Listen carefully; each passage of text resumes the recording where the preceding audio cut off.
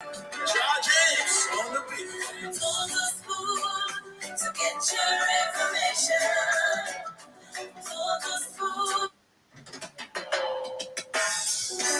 Yes, sir. A special one from the CEOs that come with the spoon.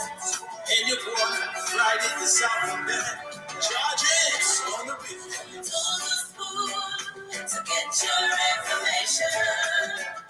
On the spoon to be part of the session. Spoon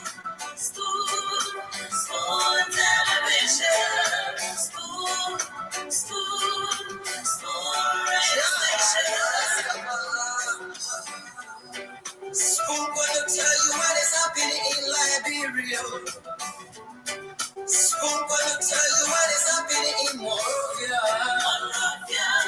Spoon gonna tell you what is happening in Africa. Just to the spoon you ain't know. They get children crying for starvation just to the spoon. You want to get a news update, my brother, to the spoon. You want to know what is happening in Monrovia, to the spoon. Politicians want to make their decision just to the spoon. You want to know what happening in the ministry, to the spoon. To the spoon. To the spoon. You from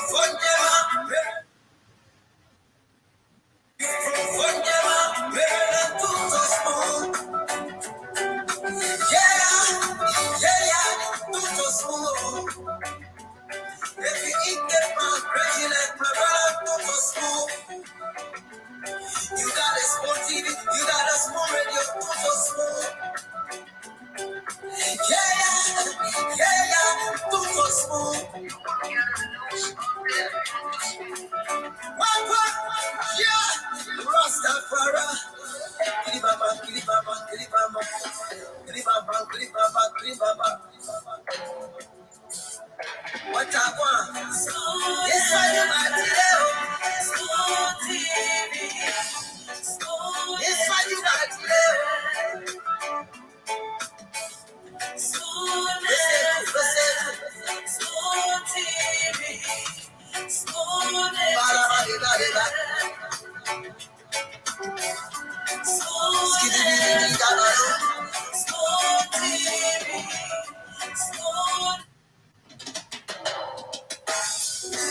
Yes, sir. A special one from the CEOs that come with the spoon.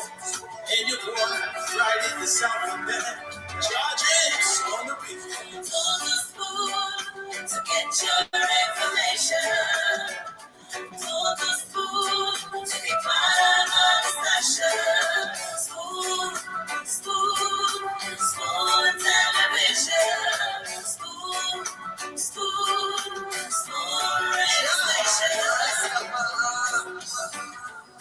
Spoon gonna tell you what is happening in Liberia. Spoon gonna tell you what is happening in Monrovia. Spoon gonna tell you what is happening in Africa. Just to the spoon you ain't know. They get children crying for starvation just to the spoon. You want to get a news update, my brother, to the spoon. You want to know what is happening in Monrovia, to the spoon. Politicians want to make their decision just to the spoon. You want to know what happening in the ministry, to the spoon. To the spoon. To the spoon. You from Maryland, to the spoon. To the spoon. If you eat that man, crazy like my brother, to the spoon. You got a small TV, you got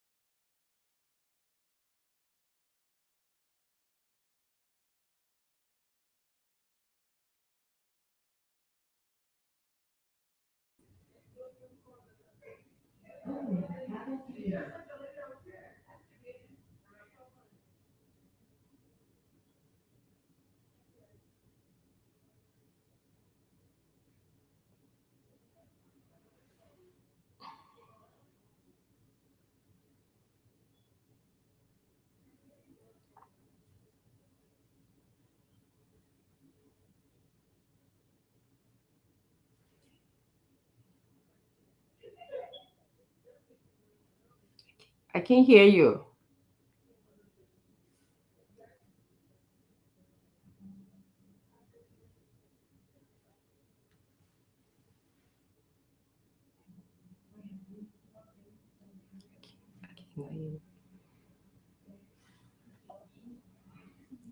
Unmute yourself. Unmute yourself. We can't hear you. Let me say again, folks, what a way to welcome you tonight again on Spoon TV on Facebook. We're live on Fabric TV and Super TV as well. We're also live on YouTube at Spoon Talk Live. And of course, Spoon Talk is where you get authentic information about Liberia. My name is Nelson Colette. Let me turn it over to you, Dr. Richardson. Good evening to you. Should I say good afternoon? Because I think it's afternoon where you are to where you are. Yeah. And it's good to see you. Nelson, hello. How you doing? I'm okay. I'm okay. It is I'm so okay. good. How are It's you? good, it's good to see your commitment to the network and to providing news to Liberian people. I'm tired. I will tell you that for sure. I was entertaining and having a great time all weekend long with my schoolmates and some classmates, Okay. and I'm just but I'm here. I'm here. So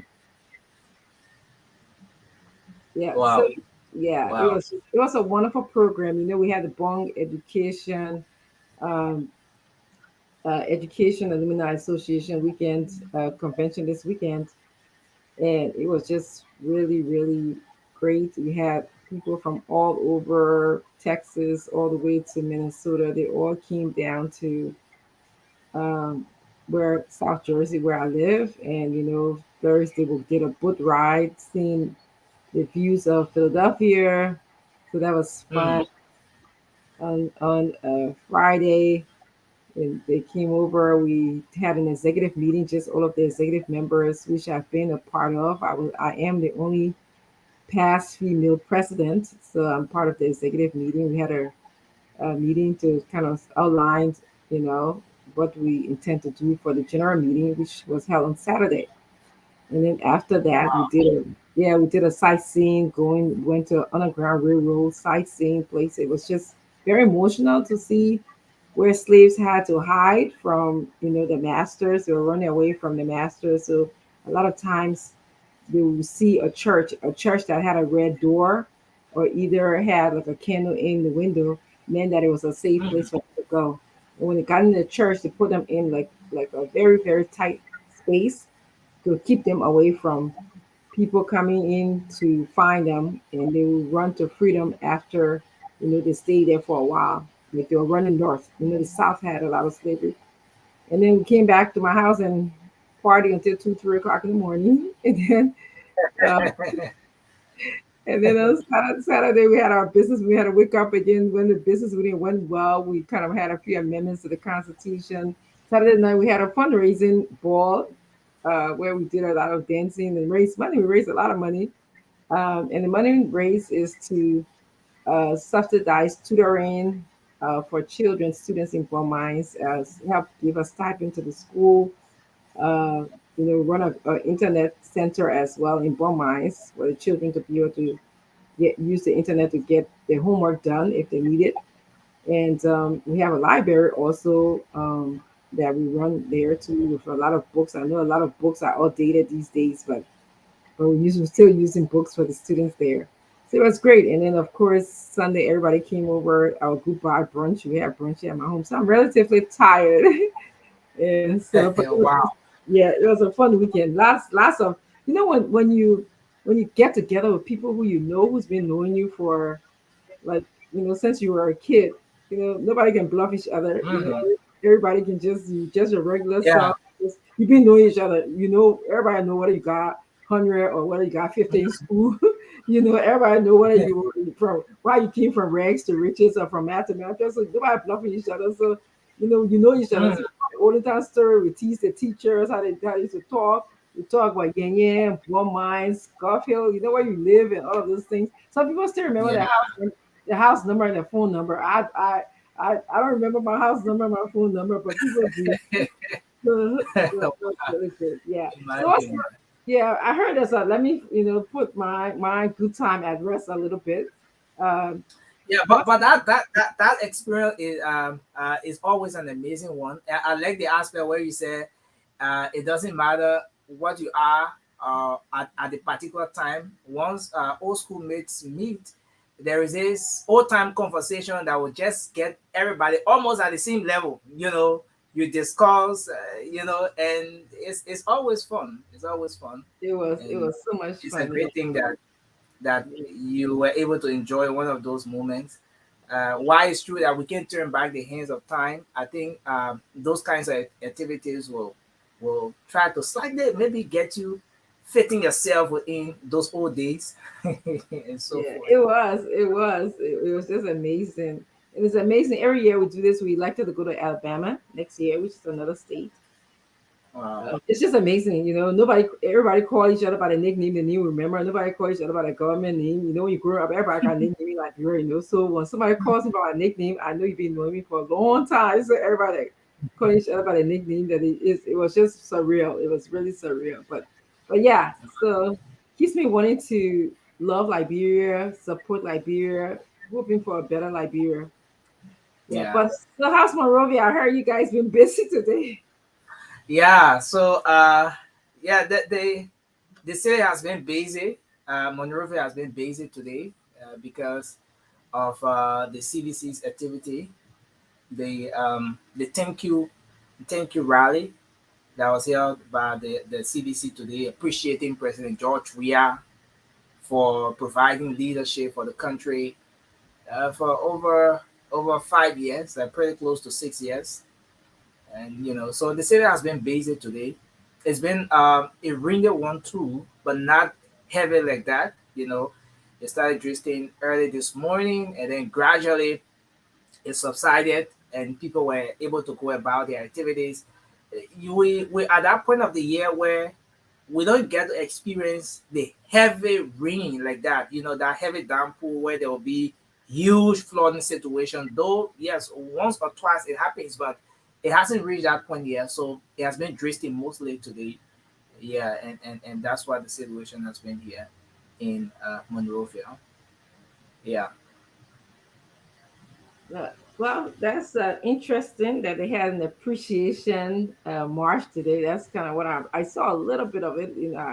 I slept a lot earlier today, but for George, we are promoting leadership, so that's really interesting. As you quite know, I'm not impressed with power politics because I think I actually strongly believe that with our economy in Liberia, Hmm. a lot of people, if you home or doing something where you control your own schedule, like maybe you having a selling a market or something like that, it's easy for you to just, make time to go to engage in a march or a rally or something like that.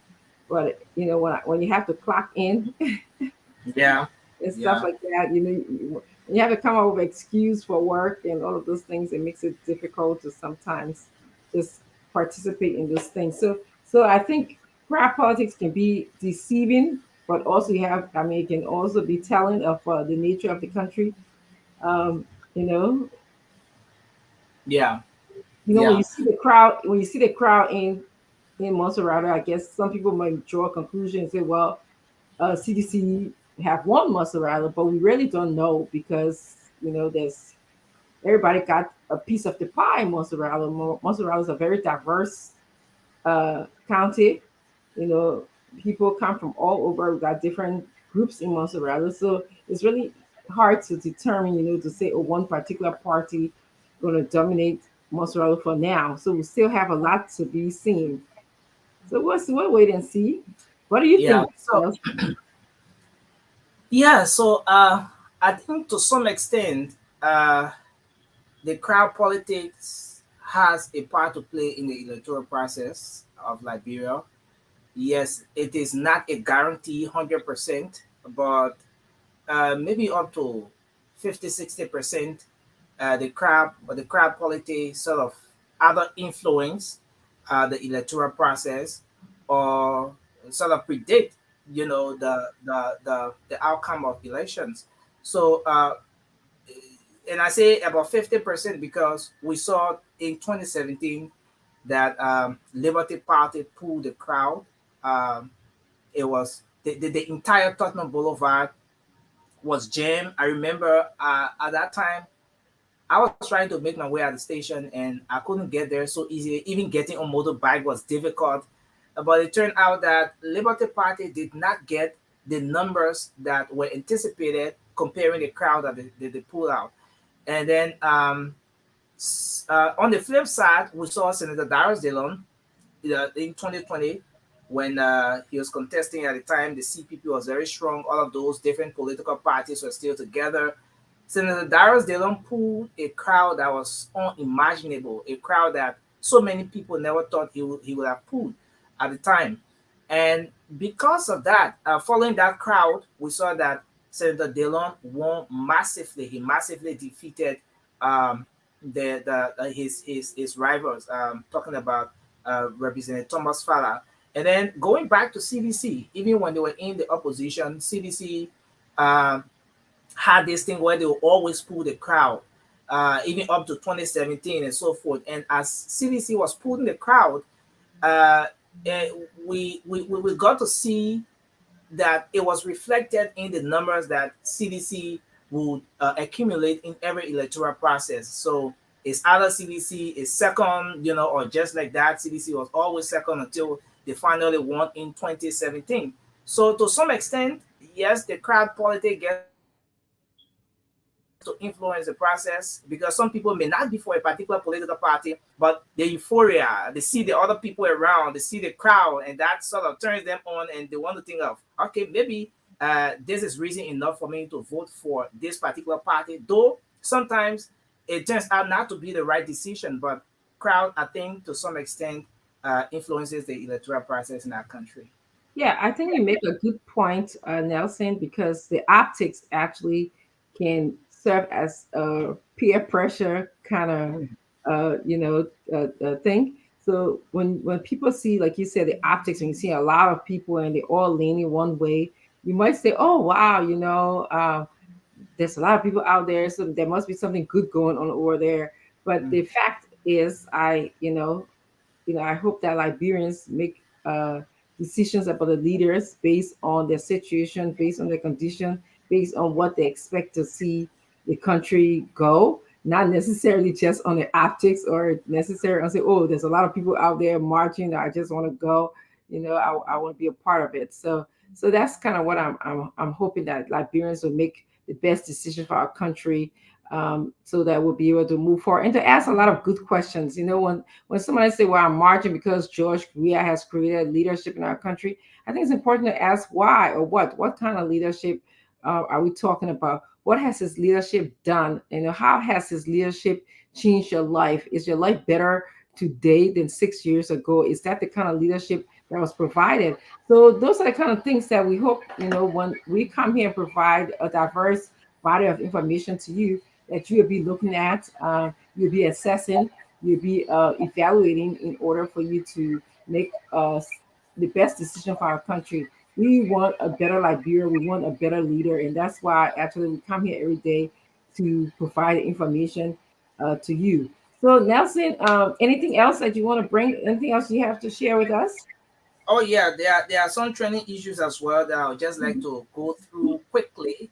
Yes. So Senator Prince Johnson, Senator Prince Johnson, last evening, as you know, the senator has a church. He is a man of God as well. So doing his regular Sunday preaching yesterday, the controversial senator said the re-election of President George Weah will be a replica of another Lutheran massacre. That's according to Senator Prince Johnson. According to him, the Coalition for Democratic Change government has embarked upon the distribution of vehicles, motorbikes, and cash in the millions of dollars for campaign purpose, while Nibais are living in abject poverty. And so he went on to use the pulpit yesterday to call on Liberians not to vote for for President George Weah, because according to him, the re-election of President Weah will be a replica of a repeat of the Lutheran massacre. And That's very strong. Those are strong words. yeah, those are very strong words he used yesterday. On the flip side, President George Weah, there has been this long criticism where people say that the president, even while serving as senator at the Liberian Senate, he did not perform. Uh, there are two notable individuals who have made this statement. Aside from the fact that other Liberians have been talking about it, I remember Senator Prince Johnson said something similar, and uh, former Vice President as well said something similar. Now, today at this rally, President George Weah spoke to that issue for the first time. So the president said, the reason why some people say, I'm trying to talk in the real way he said it. He said the reason why some people say that George Weah, did not pull his hand up one day to say anything at the legislature at the time he was senator is because the people were sleeping. The people were numping at the time. They were taking nap when President George Weah, was putting his hand up. But contrary to that assertion, according to the president, he has the first time he ever spoke, lifted his hand to speak at the legislature. He debated an issue that saw to it that the issue with the passport was the price of the passport was not increased. So he said that was one of his major contributions. But it's unfortunate that those and pundits are assuming that the president made a statement in an apparent reaction to former Vice President Joseph Boakai. So according to the president, the people who saying it, they were sleeping at the time they were president of the Senate, so that's why they didn't see him lifting his hand to speak on some of those issues. So the president of Thurin talk. Certainly, I said, certainly, the president. well, the president was trying to say that if Vice President Parker was sleeping when official Yeah, business was being held in the Senate, that's what he's trying to say, but he put it in other ways. So then he so I wanted to take, we need a fact check. He said that he raised his so when he raised his hand, Vice President Parker yeah. wouldn't recognize him because Vice President Parker was sleeping. He said only one, I think Chair was there. One time his hand was recognized, and on that time he spoke to reduce the price of passport in the country. So do we know that as a fact that he argued or he said he bit? Well, I'm just hearing that for the first time, talking about the So am I. president. Coming, are you hearing me? Yes, I'm hearing you. I said so am I. I'm just sharing it for the first part. That's why I said we need a Yeah, fact check. yeah, sure. I'm just hearing it for the first time. In fact, even the president is just reacting to it for the first time. So, we this is something we're going to fast check as well. Yeah, Mhm. Mm. yeah. So, Interesting. why this rally was going on? Lots of Liberians, especially when we carried on this full coverage of the event today, were calling and expressing disappointment. It was something that was very shocking when one group of Liberians went out on a Monday, and another group of Liberians were calling in and expressing disappointment. Why should people go out there when lots of things happening in the country are not okay? When even the living standard of the people is not improved, and so on. So some Liberians today express disappointment over people getting out on a Monday morning when they should be out there doing something meaningful, but they went to um, embrace or form part of the CDC thank you rally. And then this final one that Richardson that I just want to flip over is that the Ministry of Public Works is under a serious is under fire for the handling of road projects in the country, and quite recently the legislature stood up very strong on that issue, and so and this is coming up at a time when we are in the rainy season. So amidst the concerns raised by the senators and some of the actions taken, a lot of Liberians are reacting to this as something that is just coming up, or the senators are acting, the lawmakers are acting now because it is election time, or because we're in the rainy season and so forth. Yeah, so those are just a few thought to pass on. Thank you, Nelson. I appreciate your commitment to Spoon Talk. I want to welcome Stanton to the show. Stanton, how you doing? Thank you, Dr. Richardson. I'm doing fine. That's good. That's good. So we wanted to just go into welcoming a few of our viewers. Nelson, do you have anything else to add? No, I'm done for now, Dr. Richardson. I'm done. Okay. Yeah.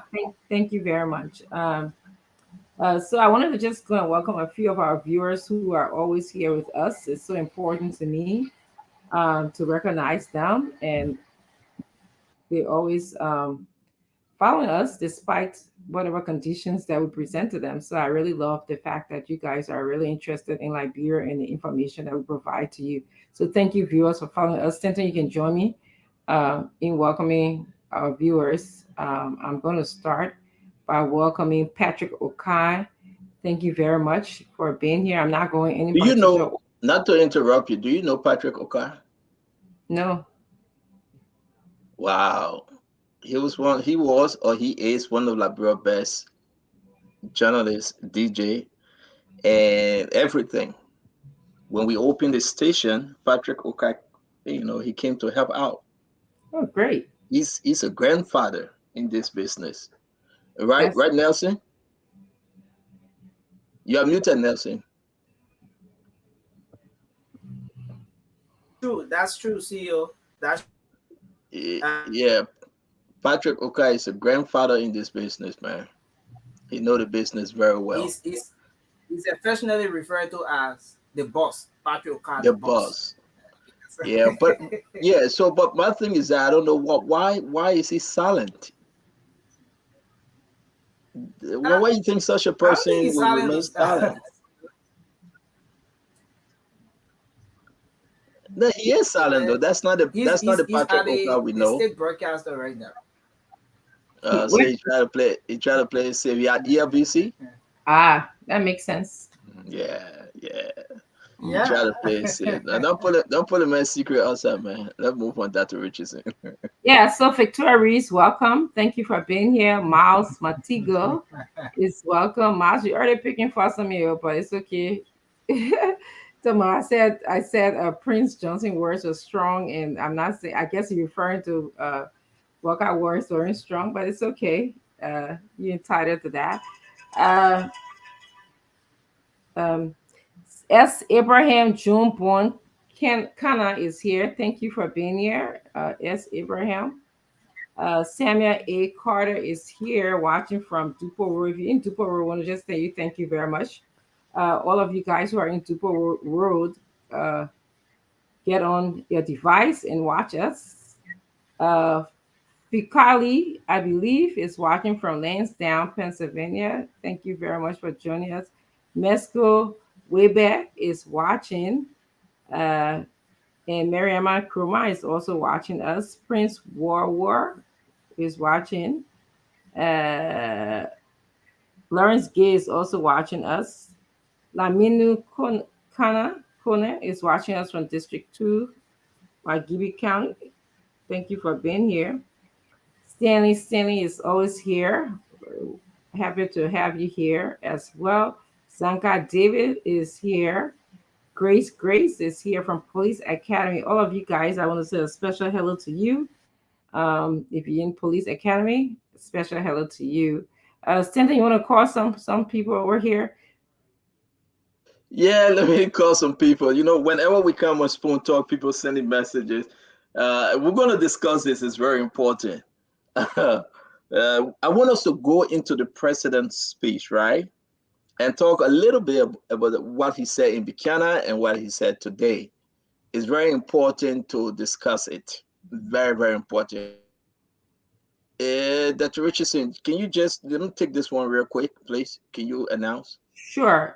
So yes, let's send and take this phone call. I'll just continue to say, Shared Washington, thank you for being here. Dwayne Mayama is watching from Kampala, Uganda. Thank you so much for joining us. It's always great when I see people in other countries watching our show. Kumba Justina Getty is watching us. Olivia Kelly Y is watching us. Thank you for the compliment. I'm sorry, Oliver. Oliver, thank you for the compliment. Uh, um, Omen Zizu is watching us. Who this Omen Zizu? I don't This know. Omen Zizu, he's a cut. Listen, man. I thought anyway, let it one go. But Omen Zizu, yeah, He's he's here. a He's constant. here. Yeah, he's Yeah, here. yeah, he is. I always check him out. Yep. Yeah. Musulinda Kewu is here. Manston Boy is here. Dominic Nama is also here. Emmanuel Abu Johnson is here watching from Findel, UL campus, Kakata Highway, Liberia, West Africa. Join us if you at Findel. We enjoy having all of you here. Randolph Cooper is here. Augustine Gayflor is watching us from Magnolia, Delaware, USA. That's good. Uh, Ishmael Amara is watching us. Um, he says something here, but I'm trying to read, but it's okay. Patricia Williams is watching us. Albert Tape is here. Fameta Gay is also here. She says, "Hey, Spoon family. Hello back to you, Fameta. Thank you for coming." Jefferson Francis Kulako is also watching us from Old Road. So everybody on Old Road, I want to tell you a special hello from Spoon Talk family. Jay Nwakoli is watching us. Um, James K. Sloan is watching us. Thank you very much.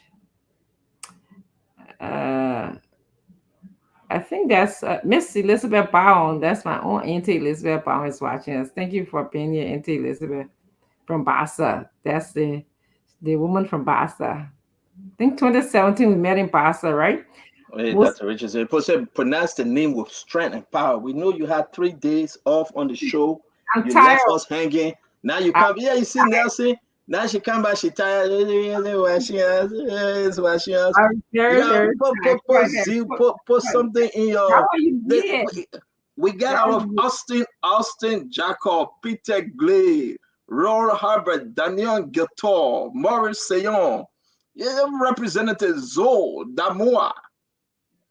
Pronounce the people name Samuel Guanu, Guanu. And you know that the people want the names to be pronounced well. We See, want to that's say to why you I'm today, here. though. I know That's that why. Rich is saying you left Labrador too early. I know that. We'll talk about that Whatever, later. whatever. You know what? Let me just tell you guys something. This is why you guys have a collection of diverse kind of school. So Spencer know how to do it fast. He can pronounce it. I'm not. I'm a very Yeah, man, you put you on the sleep. Jane Denise watching us. Lucina Cole, welcome to the show, Lucina. Where are you joining us from? Please let us know where you're joining us from because we want to send a shout out to your community. Today will be very, very interesting. I'm going to pick on all of the political leaders today. You take your side. You tell your own, I tell my own. Pure the Liberian way. I will talk about Mr. Cummings. I will talk about Joseph Yeman Boakai, and I'm going to talk about President George Manawia. You know what? The president said, Amen. Said 1847. He the man that put stop to the passport thing. He said the passport price cannot go above $50. The president also said Joseph Boakai been sleeping in the Senate. Whenever he put a hand up, Joseph Boakai can see in it goggle. We got to talk about it, right? Folks, we have to. And then we have to talk about JMB. What's happening? What's the mojo about Unity Party? Is it dying? Is it getting cold? What's happening? We got a picture about JMB and his rescue tool, Jeremiah Koung. They were in tech, they were talking. They saw President George Madden. We have program today. They said we got to go back to the drawing board. We have a picture of that, and we're going to talk about Mr. Cummings. What actually happened between Mr. Cummings and Ben Ayure?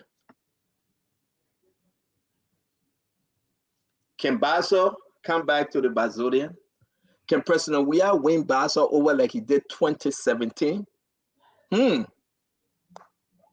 to say invite your friend. Priscilla Sumot, Edwin Dolly, Henrietta Jara. Bring somebody. Talk to somebody. We're going to put this in the chat room. We want everyone in the chat room to please call on the show tonight. We have over 1,000 followers.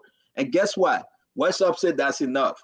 They cannot bring anybody in again. I have to take some people out, you know. You got UP, the people fighting in the chat room, Unity Party, you got CDC, you got CPP, Mr. Cummings is the man. No, JMB is the man. No, President Weah is the man. You told your own, I told my own. Tonight will be on late night on Spoon. But we want to tell you today, we're going to have coming on the show, Eugene Lamin Fagon. And guess who else coming, Dr. Richardson? Guess who else coming? Who? Aha. Who coming? Who coming? You know who coming? No, who coming? Very long time, man. The brother-in-law himself, Yeke Yakpaguro Koruba. Oh. Will be on the show tonight. Fire. Another fire. Yeke Yakpaguro Koruba will be on the show tonight. I want to say this to everyone. Get your popcorn ready. They said they locked the city down. It was all red and blue. And I saw people jumping. I saw President John Madden where I jump over it. You jump over what? That's the question, man. That's it. The president can dance, so he can jump, he can boogie down. But you jump over what? We got to dig deeper, man. Come on, this still that elaborate people thing. We can't let it go. Come on, man. Come on. That's it. President Weah said, I jump. Get that video ready. We'll play that video.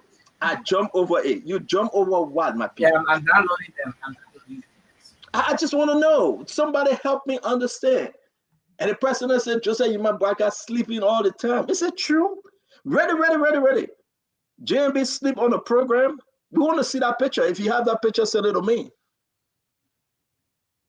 This is a fair game, folks. But as we wait for Yekel and look at George Lobo calling me, he won't come on the show. Let me beg that to Richardson to bring you on. I'm not saying. Hey, Dr. Richardson. Dr. Richardson had a very good program. I seen the clip. I will ask you, please. You need to show Dr. Richardson program that was held this gone weekend. We need to see Dr. Richardson dancing, Abraham Richardson dancing, and the entire team. This is our laid-back portion. Find that clip and play it. Don't tell me you didn't receive it, because I sent it to you. Dr. Richardson, we got the Pigin Sankara on. Thomas Sankara grandchild is coming on. This guy is from the Lino camp. Lino. He's from the Dr. Clarence Moruba camp. Imagine Dr. Clarence Moruba dealing with all the youth, the young men and women, and he began to empower them for a better tomorrow on the political landscape. Welcome to the show. Welcome. Can you hear us? Thank you, CEO. And Mr. Yeah, I'm getting you. I hope you getting me. Yes, talk to me. You getting me? Yes, sir. All right. Yes, CEO. So thank you. And good evening to Dr. Richardson and my good friend and brother Nelson Colette. I say good evening and good evening to the great people of Liberia. Good evening to all of the leadership, my stand-up bearer, Dr. Monima, Fast stand-up bearer, Mana Grace Tikba, and all of the executive of the Liberia National Union. It's a pleasure being here again. Well, man, I laugh at you. I laugh at what I'm saying. They got a favorite clip, Dr. Richardson. Welcome to the show. I'm thinking when President Weah said I jump away. What he was imitating. Hey, man, no. Shh. CEO, shut up. Zip it. Zip. Listen. I'm from Lexington. That's where my family from. They're from Grand Crew. Come on. We got to fight it on. We got to fight it to the end. We got to tell the Liberian people why it is. But we want to welcome you, Sankara. Again, Dr. Richardson, we want to welcome you. We asking everyone, please, please, please, please look at this other guy. The other man came by and telling us that he in New York, he's stranded. For the man to buy a plane ticket, right? I'm talking about Gibson Jeru. Consider Taiwan Gonglo give the man money to buy plane ticket. The man get a slow way plane ticket. So now, he's stranded in New York. It's a jerk coming for you. He's stranded in New York. They put all of them in the plane and say, "Oh, we got a delay, so we let deplane." And now the deplane, he's stranded. You got a picture, Nelson? Nelson, you Dama, get can we put this picture up? Can we put the Can we put up the picture? Can we put up the video? Nelson, send me something. Say hi to me because it look like I'm not seeing your number. Just text me hi. Let me send it to you. Sankara, a lockdown today, man. CDC like to sit it down. Is that true? For us, I think it is boring that at least the CDC now can be making the issue of population as an issue, CEO, and it just clearly demonstrates to you how much this government has failed, and it just clearly demonstrates to you how desperate, in fact, the CDC is, and we know all of the things that went on today. But we can say they pulled the number, but the question here is this number a realistic number? Can this number So you agree to turn put into number? a vote? You agree? That You is the agree to question. put number? Are you saying that Dr. Richardson? No, the number is there. Nobody can deny the number. Nobody can deny the number, CEO. Right? Okay, they're gonna Clarence will change No, you. listen, Go ahead. No, I finished what you want me. I move on. Dr. Richardson, CEO, listen to Sankara. No, Sankara, hold on now. Sankara, hold on 1 minute, Sankara. Dr. Richardson, Sankara saying that CDC got it number, true or false? No, I don't think CDC has the number. I think that Montserrat is a diverse county. We're all going to share a number in Montserrat. And furthermore, I don't believe that this crowd politics, will determine the result of the election. I want Liberians to actually think for themselves about their life. Is your life better 6 years ago than it is now? And you need to think about whether Mr. Cummings can bring this country to where it needs to be, up to par with countries in the region. Obviously, we had 6 years of leadership under the George Weah government, and people are still going to bed hungry, more than ever. They can't find a job. Our economy is terrible. They like to blame the Ukraine war, but we know things. The economy was bad before the Ukraine war. So, I mean, yes, people can get influenced by the crowd. Maybe some people who ain't got nothing to do and say, "Oh, I'm just going to see what the people are doing," and then they're not going to think. They're just going to get up and go there just to be a part of the action. But at the end of the day, I trust that Liberians would think they will make a sound decision about where they want Liberia to go. We're at a crossroad right now. We need to make the best decision for our own country. If we don't do that, we're gonna degenerate as we are now. We're gonna continue to go down. Well, Dr. Richards, let me tell you something. A lot of folks agreeing with you. If I put my phone number up, you can see all the green. It just coming up. It's true. It's not crowd politics no more. I probably, disagree with my picking Samuel, Mr. Johnson. I'll disagree with him on some things. It's like you give somebody the cup of $500, they're going to come. It's not only CDC though. A lot of other political parties doing the same. And Dr. Richardson, you can bear with me.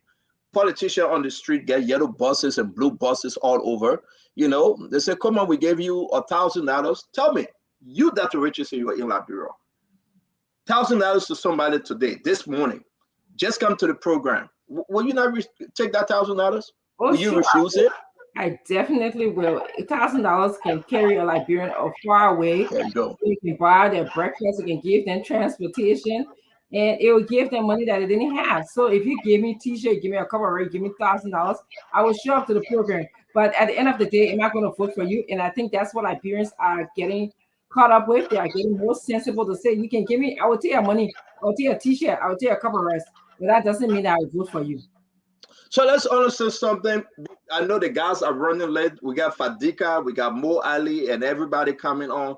Fagon will be joining us. This thing going to go crazy today. We have to talk about CDC. We have to talk about Jose Yemabwaka. We have to talk about Mr. Cummings. And we got to discuss Tewan Gonglo and Clarence Moluba. We have to. Today, we got to discuss everybody. We're moving closer to the election. Make no mistake. This thing getting serious. Dr. Richardson, Sankara, who on the floor first to discuss? Because I got it all set up. From which end you come in? Dr. Richardson, you go first and we'll go to Sankara. So what was your question? I'm sorry again. Who are we discussing first?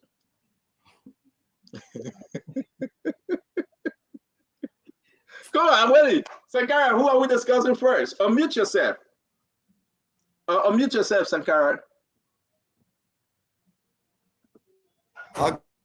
Yeah, who are we discussing All first, right. Sankara? I'm okay.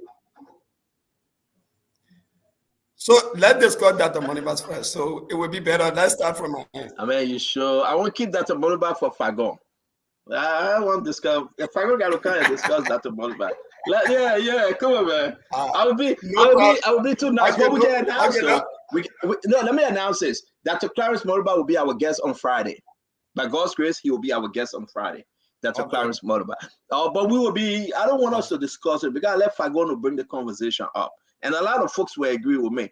Who should we discuss first? Take a poll very quick, Liberians. Dr. Richardson, who you think? Should we just talk about comments and getting out of the way? Or should we talk about Joseph Blacker first? Without hearing you. Let's talk about JNB. Let's talk about JNB. I agree. Let's because talk about I'm JNB. running late. Let's talk about JNB. Okay. Do you agree with the president? We're about to play the clip. The president said, Sankara,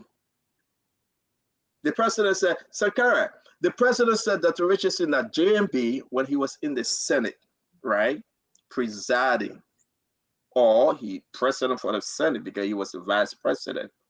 That to President Richardson, is it true? Do you believe President George Manawia that JMB was sleeping? He had a sleeping problem from that end. So therefore he couldn't see George Weah up. So that's a couple of thoughts that I have about that. One is, it sounds to me that JMB. Okay. You good? Yeah. That JMB was only in the Senate to not for debate, but to probably count, whether the votes are to preside over the Senate. I don't know when the debates were going on, if JMB was there to recognize somebody's hand or not. So that's something to be determined. But on the other hand, when George Weah was in the Senate, I never heard of any. In fact, during the last election, that's something I was looking for an act or a bill that he was very instrumental in. No. Let me hold you. President Weah said we got you on tape. He did that passport thing for $50 or less. I was looking for an act or a bill that he was very instrumental in passing. Because I wanted to find out, what has he, a big of contribution to the country. I was looking at what has he contributed to the country, and I never heard that. This is my first time hearing that he was trying to keep the price of the passport low. He was debating to keep it low, so I never heard of that before. On the other hand, I mean, people say that Joseph Boca sleeps all the time, so I don't know if. I don't know. I don't know about that story. It's highly likely that he was not sleeping because he's not usually there for debates. I think he's there to break a tie or sometimes to preside, but I don't think for debates. He said that it was a debate or the passport issue. Wow. So let me go to Sankara, then I will say my piece because this thing just warming up. We got folks joining in. We'll bring them on. Sankara, talk to me. Unmute yourself first, Sankara. You agree with the president?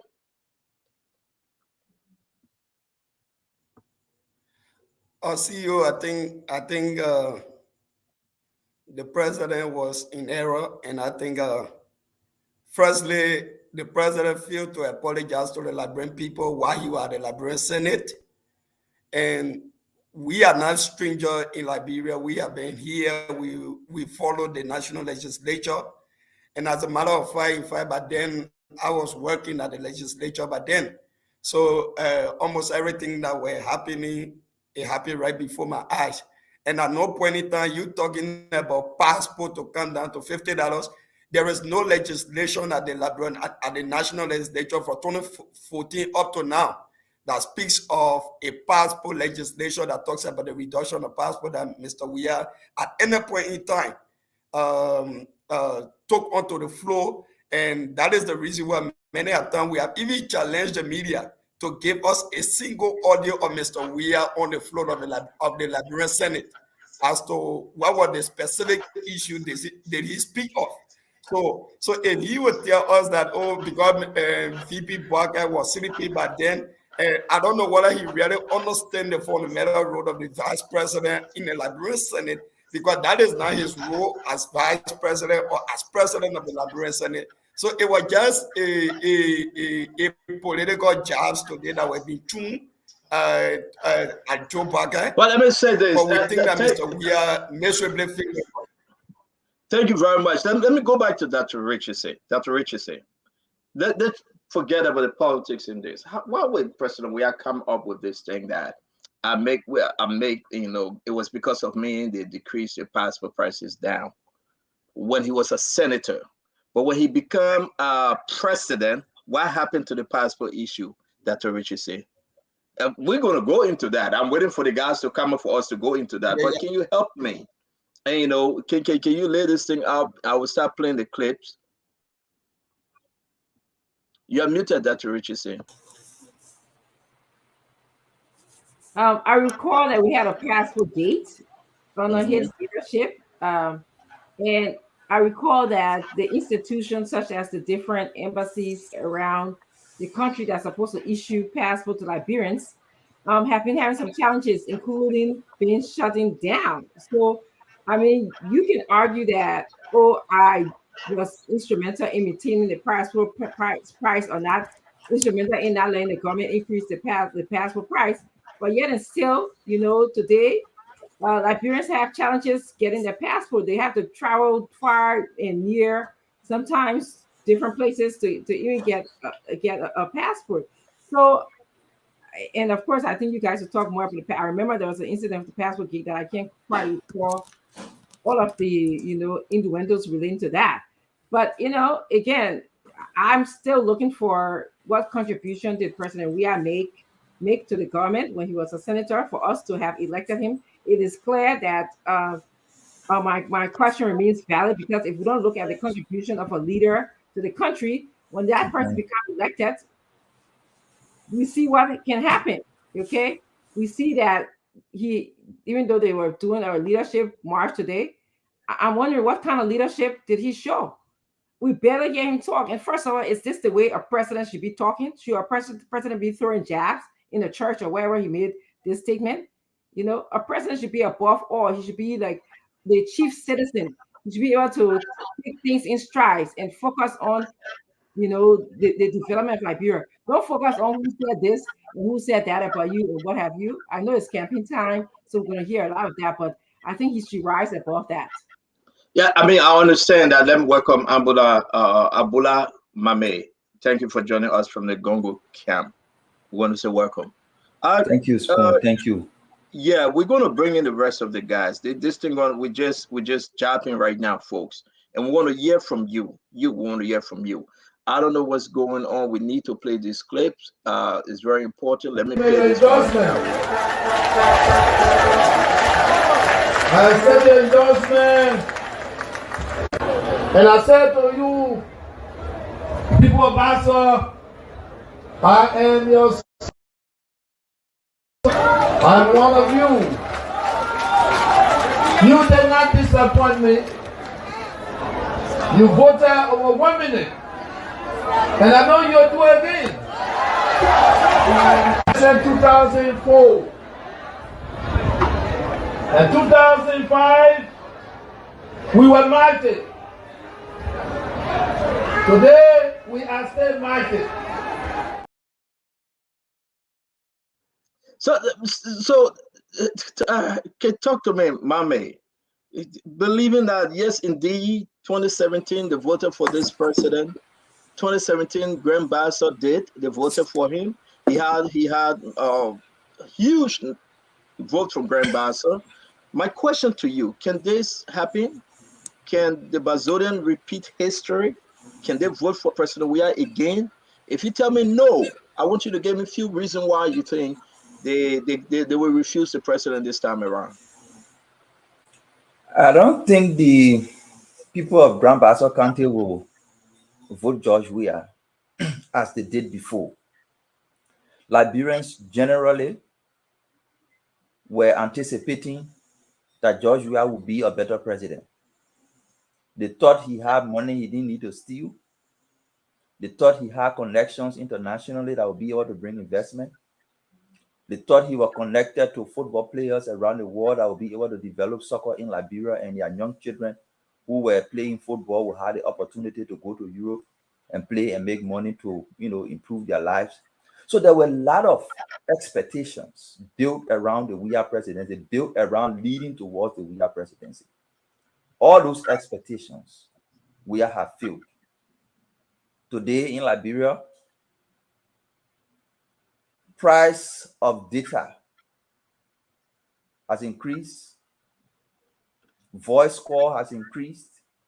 So what that means is the 3-day free calls Liberian had during the Ellen regime, they do not have it today. The data package they use, they do not have it today. So what that interprets is they have to cut their phone off and pull it on every time they want to speak to somebody on the internet. That's disappointment. The young people on whose blood and sweat we are stood on to become president and promised that he will transform their lives and create jobs for them. Those young people today are being exploited by drugs peddlers. Weah sits there, he says nothing.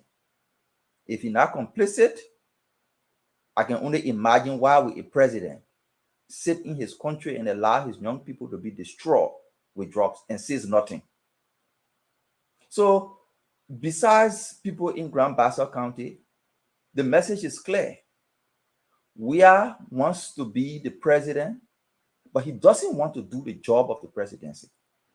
He has outsourced his responsibilities to other people and only want to enjoy the fame and glory of the presidency.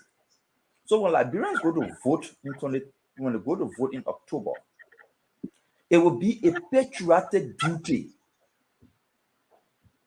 deserving of a badge of honor to reject George Weah.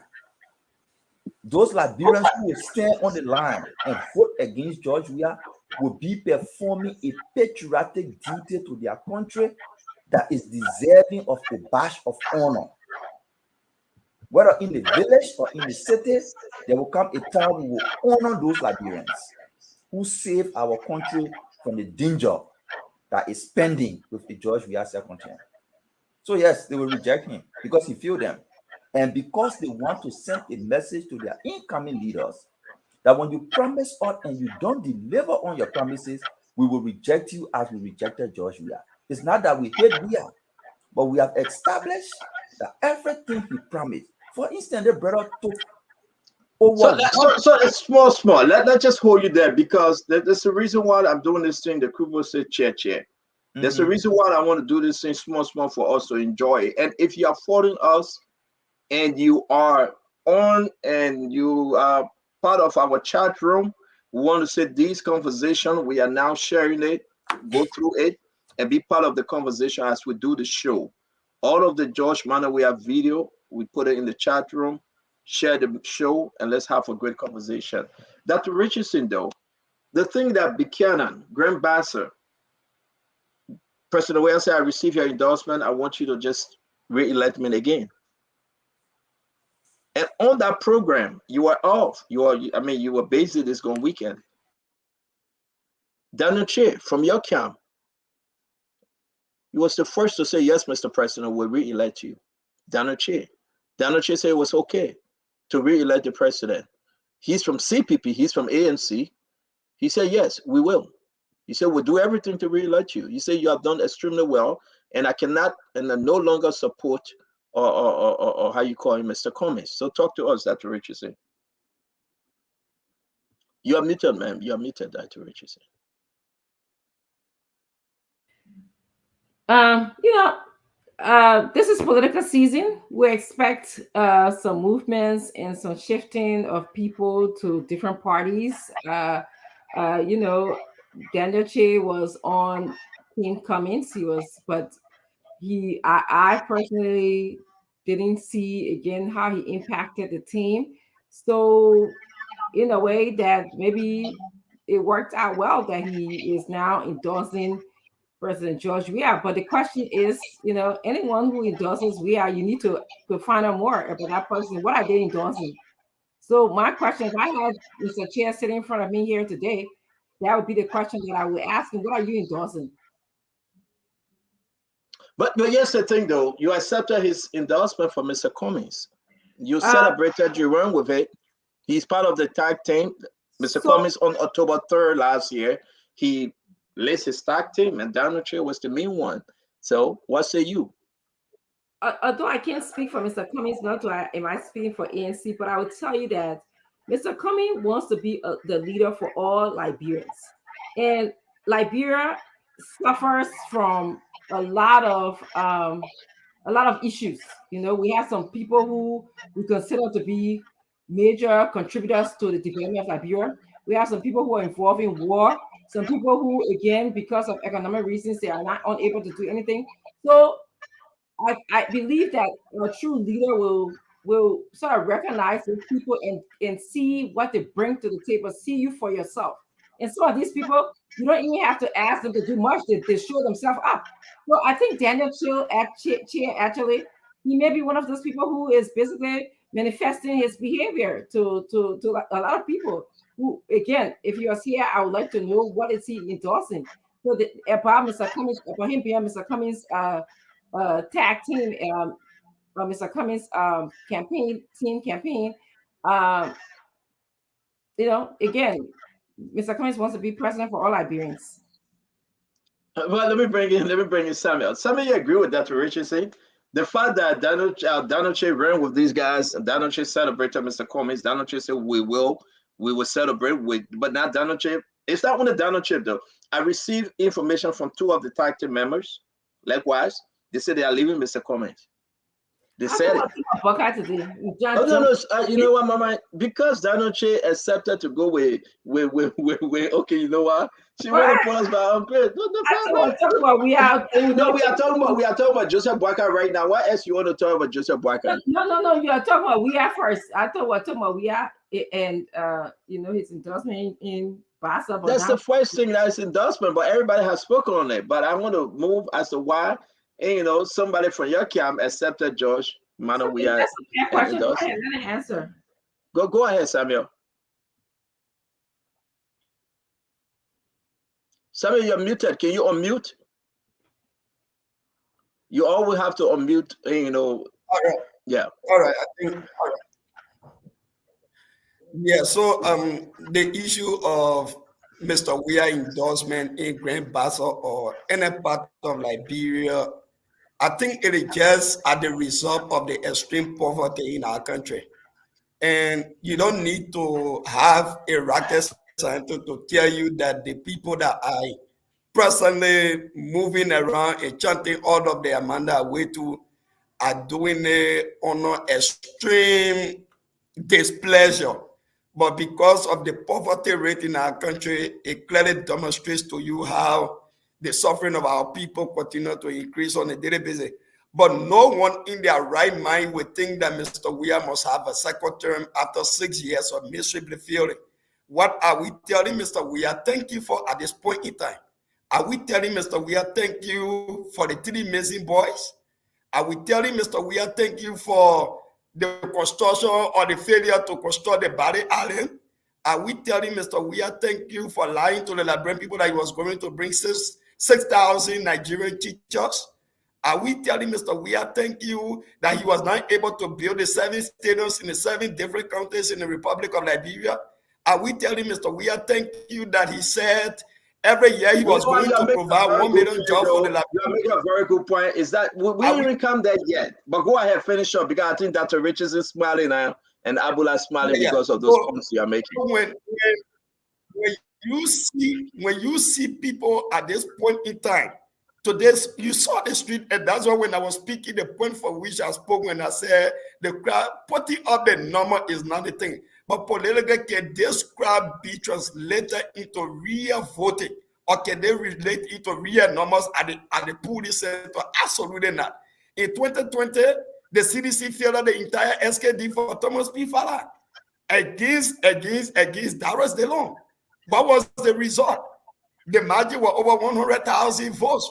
So to clearly tell you that the people are not just going waiting it, but this was an induced crowd, and we are not moved by the quote-unquote crowd that they may have put up, but we think that Mr. Weah demonstration in various places, and even not speaking to the issue, even Mr. Weah, every time he mount the podium, he's not telling the Liberian people what he was able to do for the last 6 years, or what he was able to do for the last 5 years. How did he improve the economy? How did he improve the health sector? How did he improve the educational sector?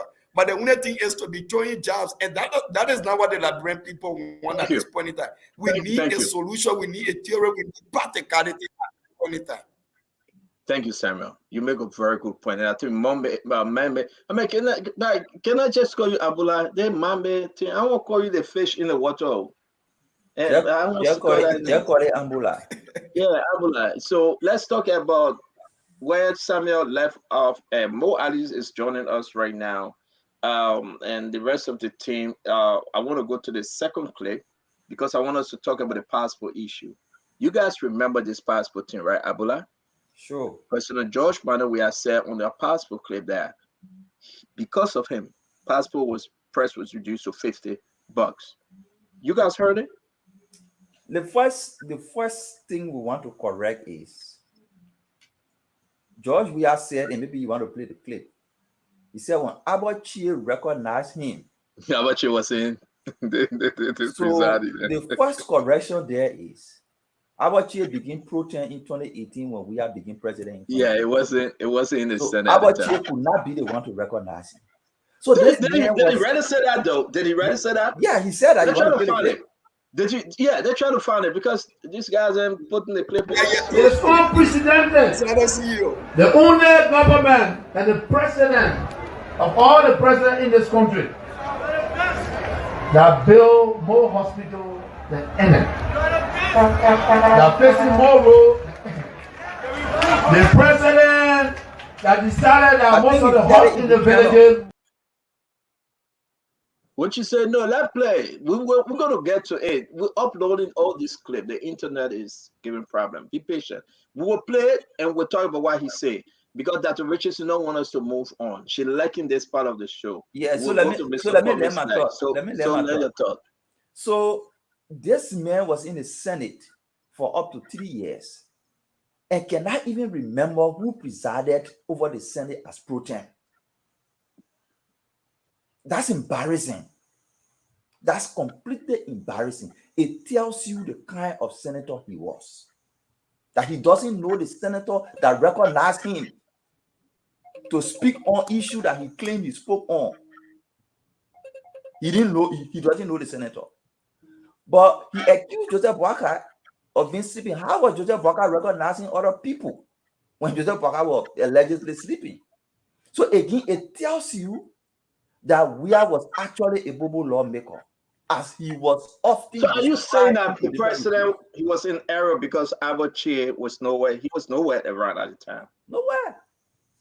Wow. Absolutely nowhere. Abachi became pro tem when George Weah became president. That's what Richardson. Why would the president make a horrible mistake like that? I mean, this is customary of the president. He usually speaks like that as opposed to speaking for all Liberians, like the chief citizen for Liberians. He throws jabs. We've seen this when he's in church. But we also know that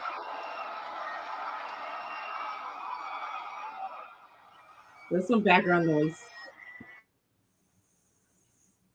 We also know that he had the passport gate issue when people who were not supposed to get diplomatic passport were getting diplomatic passport during his presidency. Like, for example, Sheikh Bisaru Kante, was found with diplomatic passport, and he actually don't even meet the requirement to get diplomatic passport. So George Weah is more concerned about things that he did as a senator as opposed to things that he has done for Liberians as a president. And one of the things that we know that he didn't do relating to passport, but there are diplomatic passport that are issues to people who didn't meet the standard for getting diplomatic passports, such as Sheikh Basaru. So when this whole thing about passport business is not important for Liberians right now. We know that 6 years ago he never made any effort to improve our health system, to improve our education system, to improve the economy. And now today he's focusing on passport and giving us spotter stories about who are in his house. I mean, who were in the Senate when he was supposed to be making this deliberation about passport. So it's not adding up to me. So I mean, it's very important though, because we have to play that passport clip. You remember the former passport director? You all remember that story, right? The passport director ran with that story, and they said, "Man can talk all," but he said it all. So when President Weah said no, it was because of me. Passport price remain X, Y, and Z, $50. Then people begin to want to say, is the president okay? Is he really okay? Because Mo Ali, welcome to the show, and I want you to speak on this because I want us to play the former passport director. What's his name, Mo Ali? Andrew Womplu. Andrew Womplu. Because I want you to say, we got it recorded. We have to play as to you said you brought passport down to $50. Then under your administration, guess what happened? You said in passport. Does it make sense? So Mo, talk to me. We are on President. We will be going to Joseph Boaka, then we'll go to Clarence Moruba and that of Mr. Combs. So the first thing I'd like to address in that particular statement, President Weah made few assumptions, or not assumption, assertions. He said, JMB said he wasn't talking in Senate, he was bobo. And that was because all the time he used to put a hand or JMB was sleeping, so JMB could not see him. But the question is, why only when President Weah put his hand or at the time that's when JMB used to sleep? There were 30 senators. And all the other senators, or the majority of them, used to be recognized when they put their hands up and they speak on the Senate floor.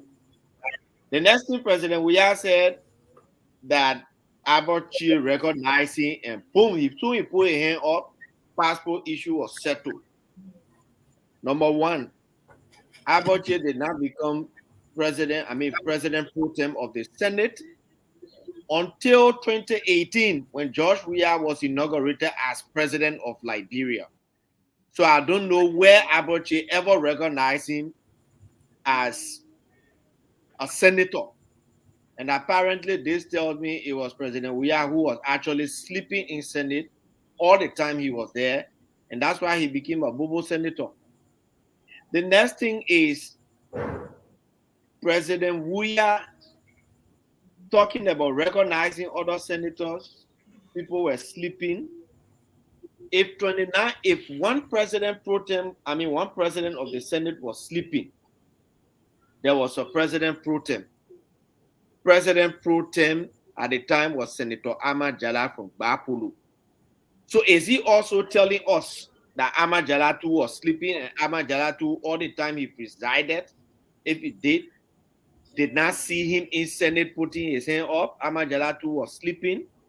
Again, it comes to the point that President Weah was actually the one sleeping, or he was not in Senate. Can you name me one thing the president did while serving as senator for Moserado? One thing, because when he ran, he won. He beat Robert Salif. Huge margin. He beat him. But when he got there, then what happened? The man said he's the one that brought the passport prices down. Before we get to that, what was one of his main accomplishments as a senator that you know, Mo Ali?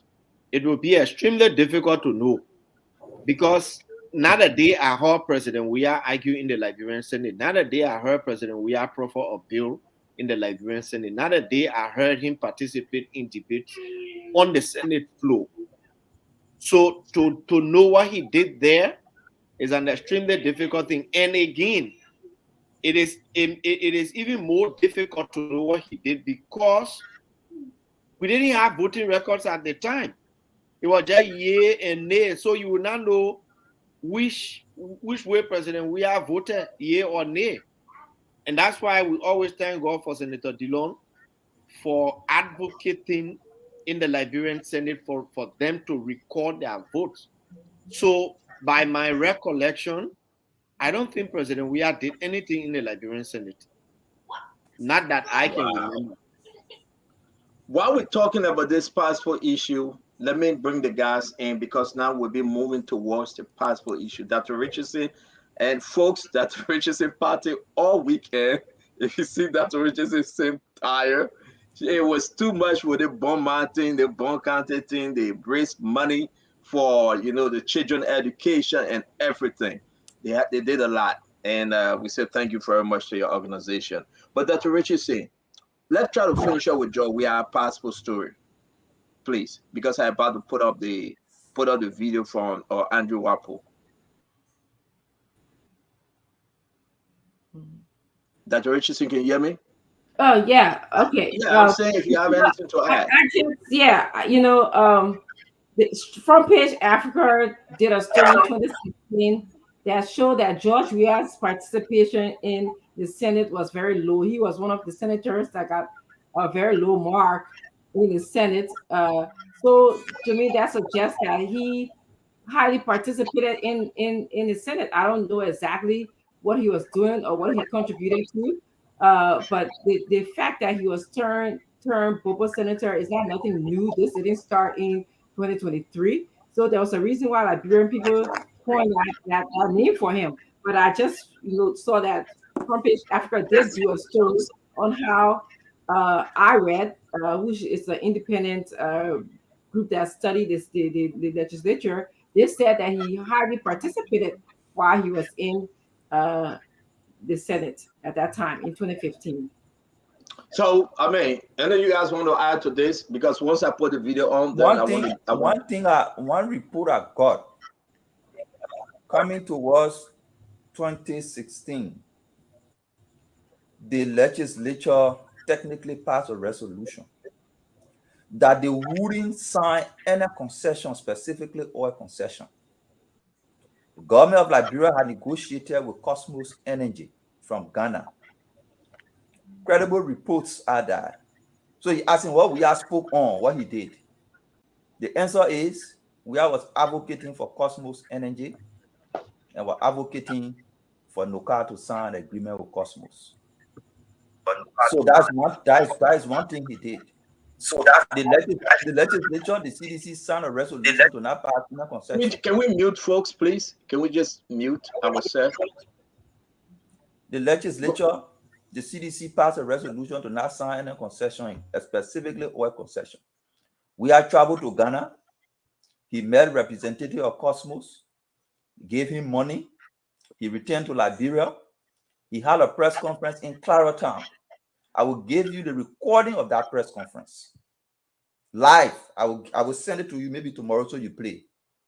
And we have launched a campaign for Cosmos Energy. That's why I know he did. Yeah, but send it to me now. What are we waiting for tomorrow? No, I can't find it now. I got it, but it's somewhere in my archive. Well, look in your archive. We'll come back to you. Samuel, let's wrap up this thing. Talk to me, Sam. Yeah, so CEO, I think almost everybody has said everything with regards to Mr. Weah not doing anything at the level of the Liberian Senate.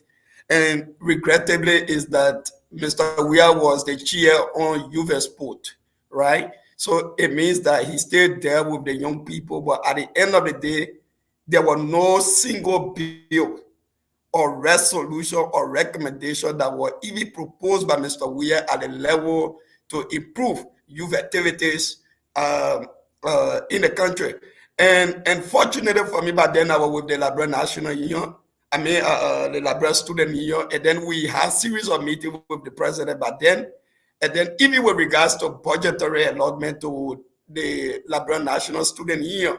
But regrettably, Mr. Weah could not push any of those things until he left the Liberian Senate. So as per our records, we can't say anything to you here that Mr. Weah even spoke of any issue at the level of the Liberian Senate and then proceeded to the presidency of the country. And that's why many a time I told people, Mr. Weah did not tell the Liberian people anything. He did not bring any tangibles to the table. But then we elected him, so it is the time that we need to put him out of the country in order to restore our country's dignity.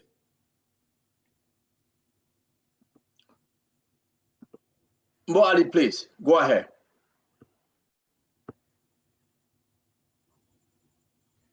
Thank you. You know, the more we dwell on President Weah's Senate record, there are people who argue that, well, you say they may not do anything in the Senate. How come the people elected him president? Well, those are two different circumstances. There are many people who thought that the Senate was not a place where one person could control. There are many people who thought that President Weah only went in the Senate because there were people who were questioning his experience in government. And so people thought that, okay, now that he's got the experience there, maybe President Weah was learning in the Senate. Maybe he took the 3 years he was in the Senate for to learn the workings of government, to learn the workings of the legislature, to understand how the legislature interacts with the executive branch, to understand the functions of the legislature, so that in the instance where he will become a president, when he did, he will understand exactly how he was going to be dealing with those various power status of government or the various branches of government. What we are seeing today in Liberia tells me that President Weah did not learn a thing in the legislature, in the Senate, even though he was quiet there for 3 years, except that I'm even hearing that he was advocating for an oil deal, which I'm very certain they must have promised him something very good if that deal are going through. And so for anyone to argue or for President Weah to stand on the stage before his supporters and tell them that his hands were always up, both hands, and that the presiding at the time did not recognize him because the presiding was sleeping, tells me that President Weah is an insincere person. And people with such degree of insincerity cannot be presiding on the affairs of the state, because doing so land the country into trouble. And that is the primary reason why Liberia is in the kind of deep trouble that we are in. Mo, we got to satisfy the passport and let's welcome the Honorable Deputy Minister Eugene Lamin Fagon. Nelson, can you play the passport video? Then we'll play the other video. Brother, let me say something to you. I said to you, every year they come with the same story. Just the other day, someone said that, when I was in the Senate, as the president of the Senate, Georgia did not put a hand up. My people, in a very soft tone. Yes, you are correct. You will not see my hand because every time I put it on, you will be sleeping. So how you see my hand? Mr. President, you're nothing. You're nothing. Now you see my hand. But you forgot to know that for the first time, our chair recognized me. And everybody, the 30 men in that room, the 29 men in that room said our passport will be $50. George Manawia. I argued with them for 3 hours. They were never happy. Our parents go to the market, They gave you $50. Our passport can be $50. And somebody come to say when they in the Senate, I can put my hand up. Okay. We have heard from Dr. Richardson. We have heard from Samuel Sankara. We have Can heard I from speak on the Abulai. passport issue? No. We'll speak on our passport issue. We'll get everything said. I want to bring Fagon to tell me All the right. Abache issue, Fagon. You heard your president, Minister Fagon. Abache.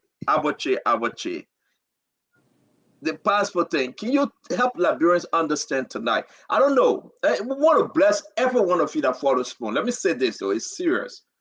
We have created something new, and the message is getting across there. We would take your calls. Thousands of people now following us. Unlike anything, go check the data. It's very important. Honorable Fagon, help me understand. Abache recognizing this guy, the president of Liberia. Well, first of all, thank you, Stanton. And I don't like, I had a program, Facts versus Fiction, and the Liberian people are now asking me to return to that. I really don't like people lying. And when I say I don't like people lying, that's the reason why people will always follow me. I intend to return after discussing with Titi. I will return to Facts versus Fiction because this is what I like to do. I'm not happy with my new name, Reliable Info 360. I'm really not happy. You say that name. Move yeah, no, I'm about a show. I'm a show. That's show. You get yourself that name. Nobody thank you. Before I deal with the president, you look tired. But we passed that, my man. But let's keep focused, my man. That's why you can get yourself in trouble. Leave me alone. You can pretend to be this lady friend, and you are now a friend. Leave me alone. No, that's why you can get yourself in trouble, my man. I don't want peace. I want problems always. I am tired. You'll be all right. Listen. And I want to speak to President. We are 30 seconds before my other 1 minute. President, we are. When you're talking or before you go on the podium, I have told you before you mount the podium, jot down a couple of things you want to say and how you want to say it. Because when you say that just the other day, somebody said I never put my hand up and they never saw my hand up, you are napping. No, this man was not talking about whether he saw your hand. He said you did not speak, not one time. So the debate is about whether you talk, not what you saw, whether you talk. Now, the other chairman you're talking about is the current pro tem of the Liberian Senate. In order for him to have been elected, you had to become president. You were nowhere in the Senate to debate anything about passport. Because our chair becoming pro tem was predicated upon you becoming president. You are not in the Senate. Our chair became pro tem after you became president. So either in your dream, you have our chair in your dream, you say, our chair, let me put my hand or you recognize me. And that is a fact. Now, 2014 was Abache pro tem or Amajala? Sakama, you're the young boy. Who are the pro tem in 2014? Was Abache pro tem in 2014? Was Abache pro tem in 2015? Was Abache pro tem in 2016? These are some of the things. You put Eugene and them behind you, they don't practice with you. You got to practice. You got to do a warm-up. Then you go to the podium. Now, you told 3 lies on the podium right there. First lie you told was that this man said that every time you put your hand out, he can't see you. That's not what Joe Parker said.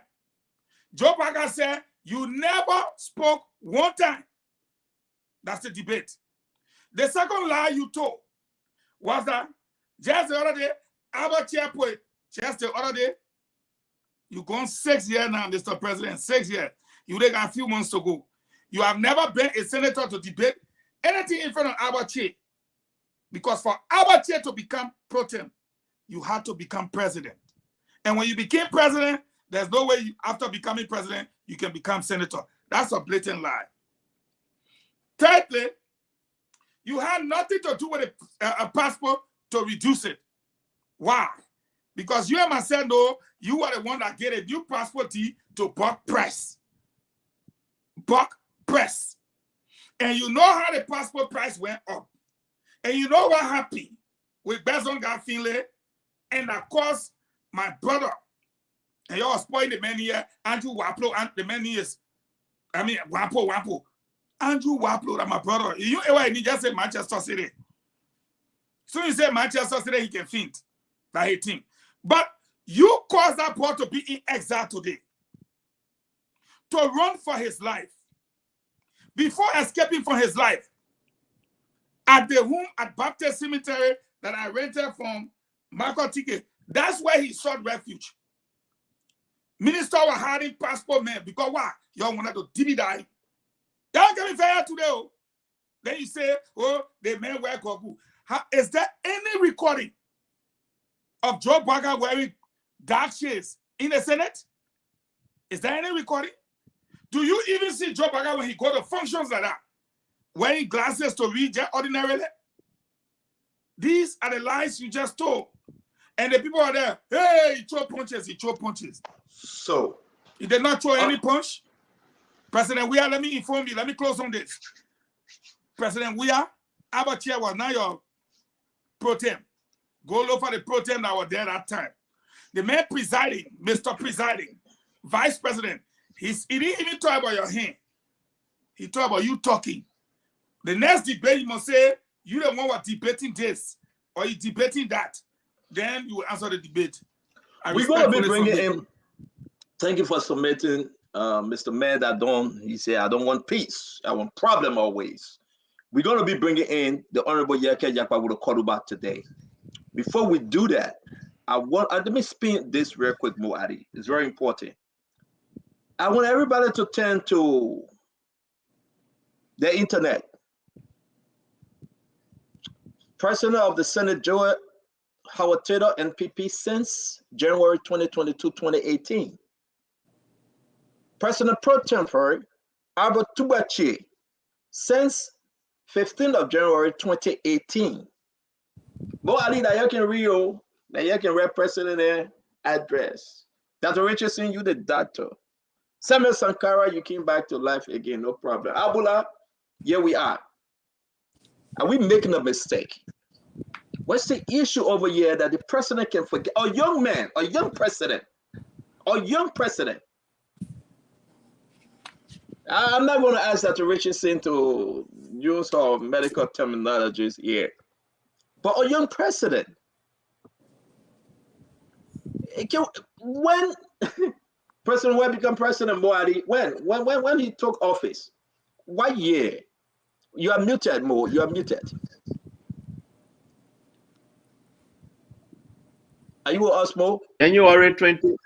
Yeah, January. Oh. Go ahead, Mo. We're waiting for you. That's why I said January 2018. So January 2018, about year to offer January 2018, Vice President Joe Howard, who will be serving as the president of the Senate, January 2018.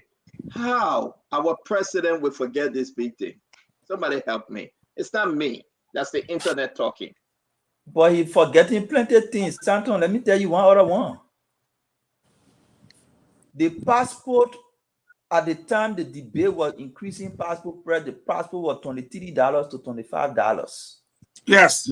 They were called to increase that $23 to $50. The CDC issued a press statement saying that increasing the passport from 23 to 50 was exorbitant, the people cannot afford. Precisely. What is the passport price today? The passport price today is $50. No. We'll come there. We'll come to the passport price. I don't know, but you can please bear with us. We got this video to play. You remember when the whole thing started? Let's give President Ware the credit. We would agree that we would give it to him. He put it on the floor. Maybe you don't want to agree that your business, you and Fagon Bo Ali, that your business. Me, but I will give it to the president. Oh, my man, I will give it to the president. He did everything. But to honor his administration now, he, Mr. President now, this is what happened. You ready for it, folks? And again, I want to say to every one of you guys, join our WhatsApp chat room. We have reached the max. So WhatsApp is telling us to have another chat room again because we have reached the max. That's why you see, you will share the show. We will put the video and all the information. But this will interest you, Dr. Richardson. Let's listen to this person. Who know what I'm about to play? Can anybody guess? I love to tease a little bit. Bam. There we go. So why are we here want to play games around here? As I say, we are not aware of what's happening. We have to be very factual. Yeah. Hey, call the Americans. Call them. Talk to them. We will negotiate. Be very low. Yeah. Talk to. You saying that very low, Fago? Yeah, if they can increase the Okay, volume. all right. That bringing Yakat. We'll increase the volume. Trust me, we will. The volume will be increased on the show tonight. Yeah, Honorable Yakat, can you talk to us while we increase the volume, please? So thank you. Let me say good evening to everybody on the show. Good evening to my supporters and the people of Liberia. Look, Stanton, let me say this to you people. The president will keep forgetting because he always under the influence of something. So that your mind get confused. When your mind get confused, you forget everything in life. So it's of no use for us to be talking about the president forget it, but he will always forget. He will always forget. You can't get nothing out of the president but through lies. I'm very sorry to say this. The president contradicts himself every day. Every day he talk. Tomorrow you ask him, he will tell you something different. When you go to find out right now, maybe the president, they play late now. I don't even know why he late now. So we made a serious mistake. I think we can change. We can recover from the mistake we have made in the past. We have seen for ourselves that the president does not mean well for this country, and he will not mean well in the future and in those days to come. So why waste our time? The only thing I can say on the platform, this platform shouldn't be used to discuss Alexander Cummings, Joseph Boakai, Tewon Gonglo, and all the oppositions. It will not mean anything. If anyone want to support anybody, that have right to support who she want to support. But coming on this platform, we're not getting our ambassador. We are for the kind of suffering he bringing on the people, and we're discussing the opposition. Stanton, you probably need to understand that there will be second round. So when all the obvious confusion, who will talk to somebody in the second round? When I mean you can't talk to me, I will tell you no, I'd rather vote for Joshua. To be fair with you. So I think in my mind going forward, we leave the opposition. We know some things are happening. You think we don't know? Jeremiah Koung do not want me to be representative. Myself do not want him to be vice president. And the ambassador know that. Ambassador Walker know that. I said it. So we will come to that. And with that, you are on the show. We will come to that. Let's stick with this audio thing. We beg you. We don't want to move out. You make it a very valid point, and I will raise that issue today. Why Jeremiah Koung don't want you to be representative of District Number 10. We will come to that. But as we work on the clip, because folks need to hear this clip, let me bring in Dr. Richardson. Dr. Richardson, can you please help us with what we are hearing today concerning this passport issue? Because we got to move on. You have any last word on it before we play the clip?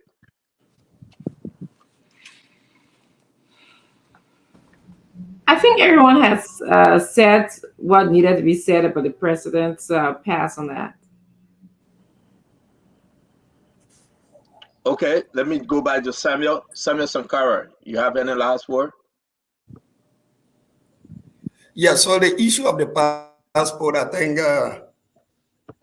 it is just laughable enough that the president must be telling the Liberian people that he pushed the issue of passport when he was at the Liberian Senate. But then regrettably, the most disastrous saga ever in the history of our country when it comes to passport activity happened right under his administration as the commander-in-chief and the head of state of the Republic of Liberia. So to be telling us that it was because of the passport came here, but yet still today our passport is being scrutinized at various international airports. International reports have said to us that our passports are in the hands of terrorists, money launderers, but yet they say today, Mr. Weir lacks the political will to prosecute whosoever that was involved. Today, you have the life of Bezoga Finley, who was the then Minister of Foreign Affairs. People refer to him as passport guy, right? So up to today's day, the government refused. I mean, have consistent.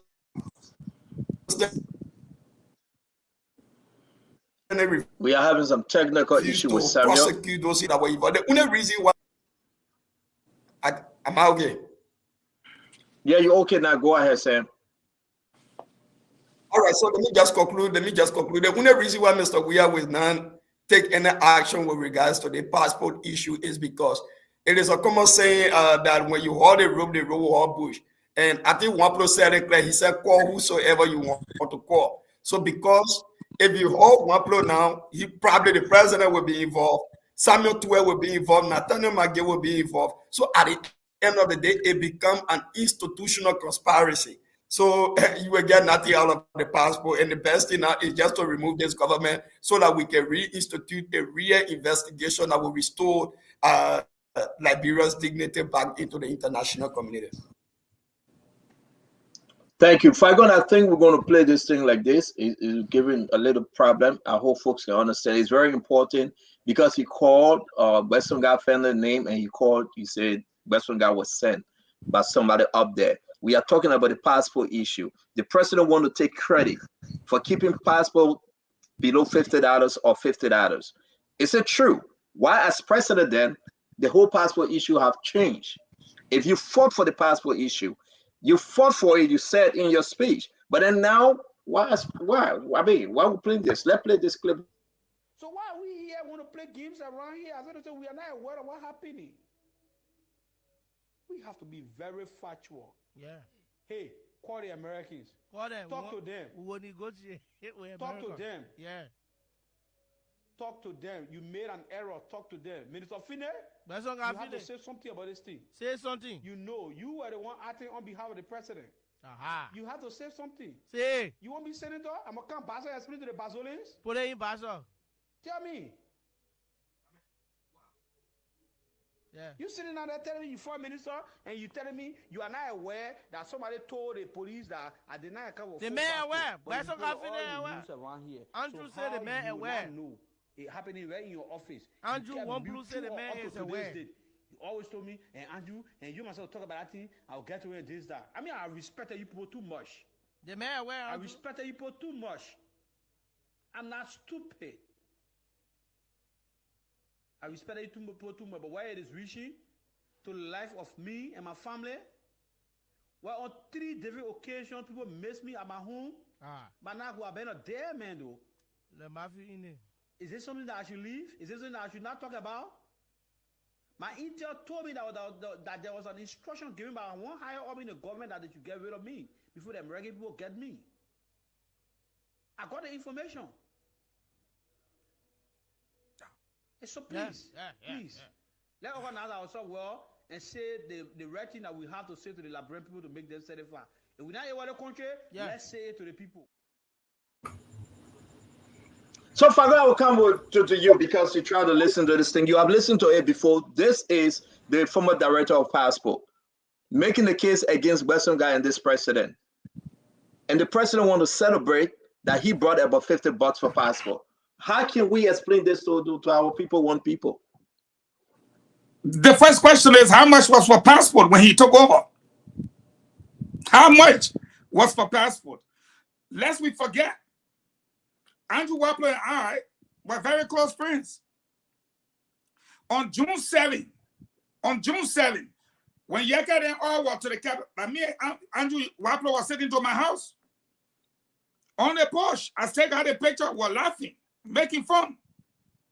So I know what happened with the Passport deal. I can explain better than anybody on this platform. Okay? How much was for Passport when he took over? Passport would not have gone any further than $25 if they had listened to Andrew Wappler. Andrew said, I have gone for training. I know how to produce our passport right in the Republic of Liberia. Andrew has done every training relative to passport production. He's the only professional in the whole country that the government sent. So Andrew Wapo said to the president, Mr. President, why should Ghanaians face our own passport when the very Ghanaians are calling me for my expertise? It doesn't make sense. Sierra Leoneans and Guineans are calling me. So I think we should produce the passport here. What happened? Besonga went to Ghana. When Besonga came back, he called Andrew Wapo to the house. And he told Andrew Wapo, I discussed with Bob Press. Andrew said, what? Yes, Bob Press. And there's a deal going, you will benefit. Andrew said, how? Our discussion was, we talk to the EU, we talk to the Americans, we bring our own stuff there for our own security and produce it. These people are depending on us. And the first time, the mayor called Mr. President and said, the Andrew Wapo man are zero. And the president said, Lord, I'm a son over there. Leave him. Because Andrew was like a son to the president by then. And I am telling you now, the reason why the passport is $50 US now is because George Weah, what's his name? Besonga Finley. There's a lady there for legal affairs. They have a court. Look, to produce a passport, sheet and picture and security feature, one passport, how much you think it costs? Not much. That night, Andrew came to my house, Andrew said, Fagon, something is about to happen and I'm right. They will carry the passport price up. Her quoting price was $40. We're not even looking at 50. Buck press is in Ghana. You have almost 10,000 passports. They found to Freeport. Anyone of you heard about it? You ever heard about the passport again? I was in the government. NSA took delivery of the passports. In fact, if you even Google that story, you will find it online. You will find it. Till today, nobody knows where the 10,000 passport gone. Till today. That bulk price, call Andrew and say, Andrew, this is what your people say we should do. So we'll do what they say we should do. All we want is our fair amount of the money. And that's how your passport went to 50.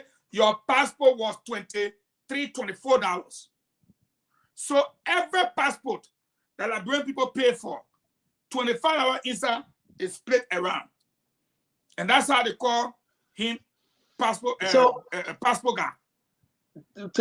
Fagon, thank you. I want to bring in Mo Ali. I want everybody to have the 2 minutes on this. We'll end up with Honorable Yeke Cordova because he is from the house. So we want to hear him. It's important, Mo. Help us. Andrew is saying this is on Besonga.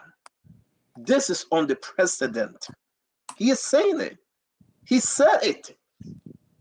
The United States stopped Andrew and his family from coming to America because of those things. But the president wants the credit now. It was because of me as senator. Passport is now $50. But yeah, you now the president since 2018.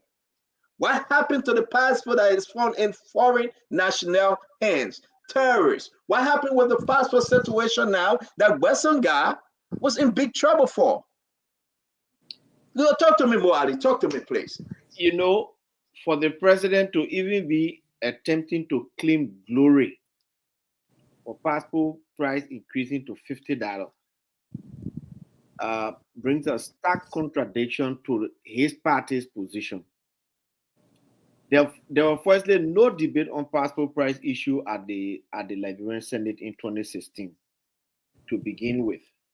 Secondly, it was the CDC, like Mame said, I think it was Amula Mame. It was the CDC that had a press conference when it was being debated in the public that the passport price will go to $50. The CDC debated, they had a press conference, they said it would be wrong, it would be a burden on the ordinary people to increase passport cost from $23 to $50. The president's party, not different party, So when he is now telling us that he claimed glory for passport price increasing from $23 to $50, and when people go there this time, they drag them all over the place, then there is a problem. The president needs to explain to us how he did it and why did he do it. When his party was saying, no, they should not increase it from $23 to $50. And he was advocating for them to increase it. That is a problem. The president needs to tell us something there. Was he a loggerhead with his party? Was he preaching against the ordinary people from getting passport? There is something wrong. So for me, I get a little bit confused. But like you people said, President Weah, when he gets on the stage, I guess the president gets very confused when Ambassador Barker speaks, especially when Ambassador Barker laid bare the fact about things that he did when he was in the Senate. And one of the things that President Weah did very effectively while in the Senate was not to participate in any debate, was not to proffer any bills, was not to take part in Senate floor discussions. Thank you, Mo. Thank you very much. So let me say this, folks. It's two. The president said Abache was the one that was recognizing him. Now the passport issue. So can we agree, Dr. Richardson, before we bring in our sister Mempe Gunu and Sam, then we end up with Yeket, Honorable Yeket Koruba. Dr. Richardson, can we agree then that the president now have two strikes in all of his running around this going weekend? Abache was nowhere around. He came 2018, like we put up. The passport issue, you are not president. You're trying to take the glory, and you failed in it. Your director for passport exposed you. You and your foreign minister. So talk to me, Dr. Richardson. Yeah, we can agree that the president is not telling the truth when it comes to the passport issue. We can also agree that he's not speaking the truth when it also comes to his performance in the legislature of being a senator. I mean, I have two reports in front of me that said one from Front Page Africa that documented his low performance in the Senate, and also All Africa report also stated that he had one of the lowest participation. He didn't introduce any bill in the legislature at all. This was, in 2016. So it's really indicative to me of how the president is running the country now.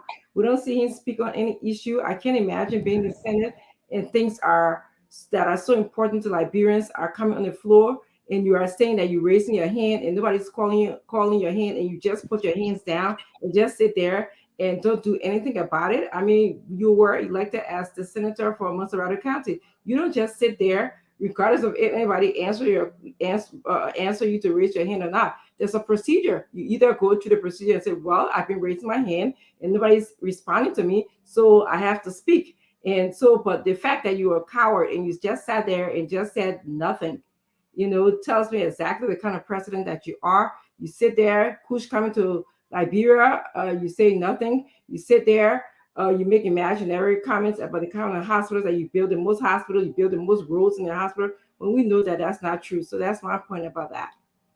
Thank you, Dr. Richardson. Let me bring in Mepe. Welcome. Thank you for joining us, Cole. Thank you. So I'm following the discussion, and it is not about the passport price going up for me. I'm just concerned if the money being raised goes to government revenue and being used for the right purpose. Sometimes situations will present itself that government will have to increase these things.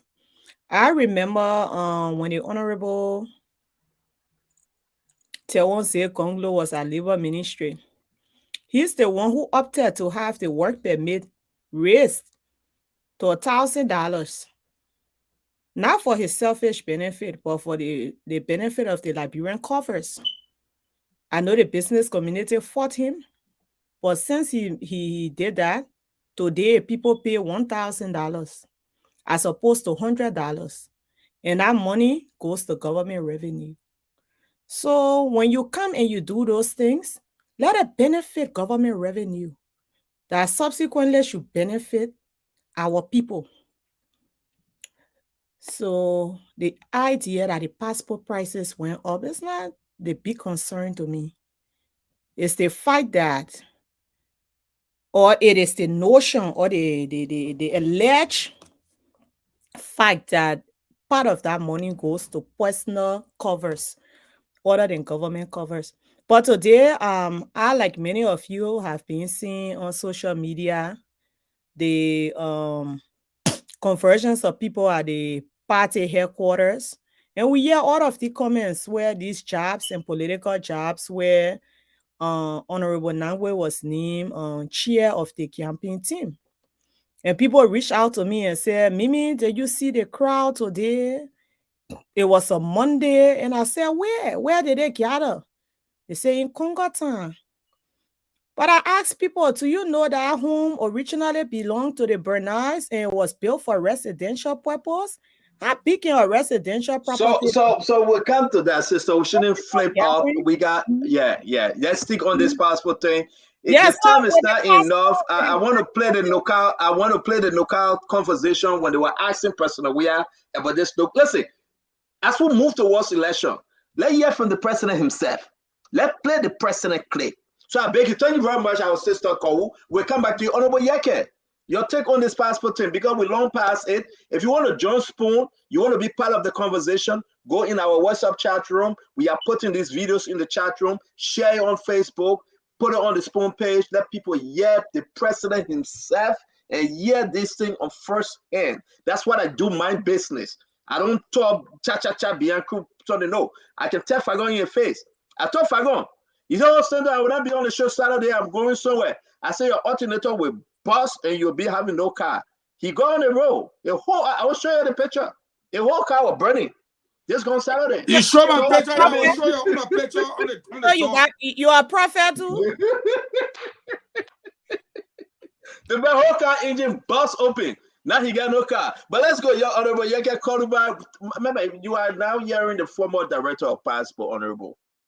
How can the president take credit for this thing when he said he fought on Isa?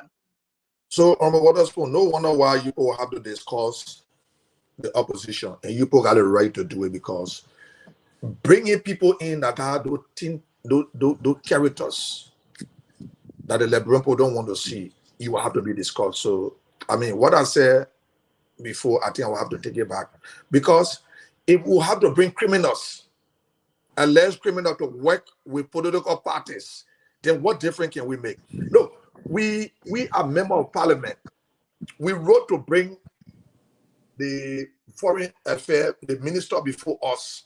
Did we succeed? No, we didn't succeed, because the horse is being controlled by George Weah. So our agenda go to him in the morning. He decide what come on the agenda, and he decide what we discuss. So that is what we want to change. So good people can get in the house to be able to carry on their oversight, and these things are not happy. We gave the president too much right, so he just enjoying, he overusing the privilege you give him. So what can we get? He will always forget, because he's always under the influence of something.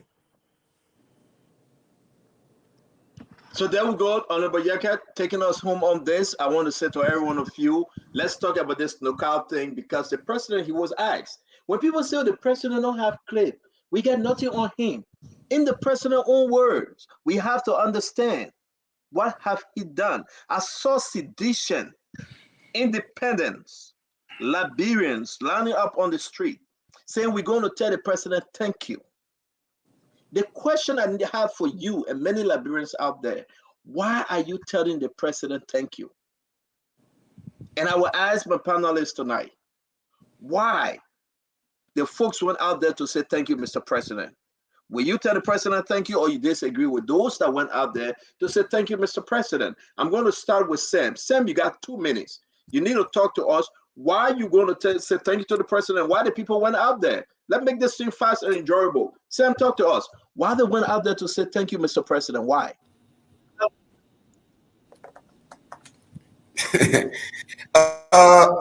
CEO, like I said previously, I think the Liberian people, this program today was like a farewell program to the president. That thank you for suffering us for the last 5.5 years. Mr. President, thank you that you lied to us that you were going to provide 1 million jobs annually and you did not provide those jobs. Mr. President, thank you that you told us you were going to bring 6,000 teachers from Nigeria to help us improve our educational sector, but you did not bring them. And then, Mr. President, thank you for killing our auditors for the last 5.5 years. Mr. President, thank you that our 3 boys, got missing up to today's date. We have not seen them and you have said nothing about it. Mr. President, thank you for telling us that Liberia will not be spectators in their own economy. But today we are not even heroes of the economy. Mr. President, thank you for what you have done, for suffering our people, for making our people to be jobless, for making our people to be like slaves in their own country. Mr. President, we think it is enough that you go and say now so that we can redeem our country. So, Mr. President, thank you. So I think everything today, and you saw the amount of people, you saw the old people, it was like a farewell program. Look, a CEO, when you are assigned at an institution, whether you perform good or you perform bad, when you are about to exit that position, automatically you must be given a farewell program. And this is what exactly happened today to Mr. Weah. And that is why we are saying to you, we are not deterred about that, and the Liberian people are resolved to elect Dr. Clarence K. Monimba as the next president of the Republic of Liberia.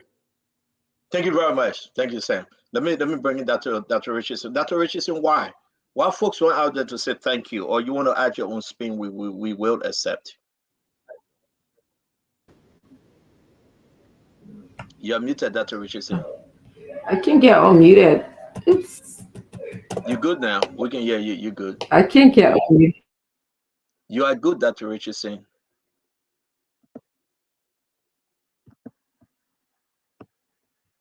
Dr. Richardson, can you hear us?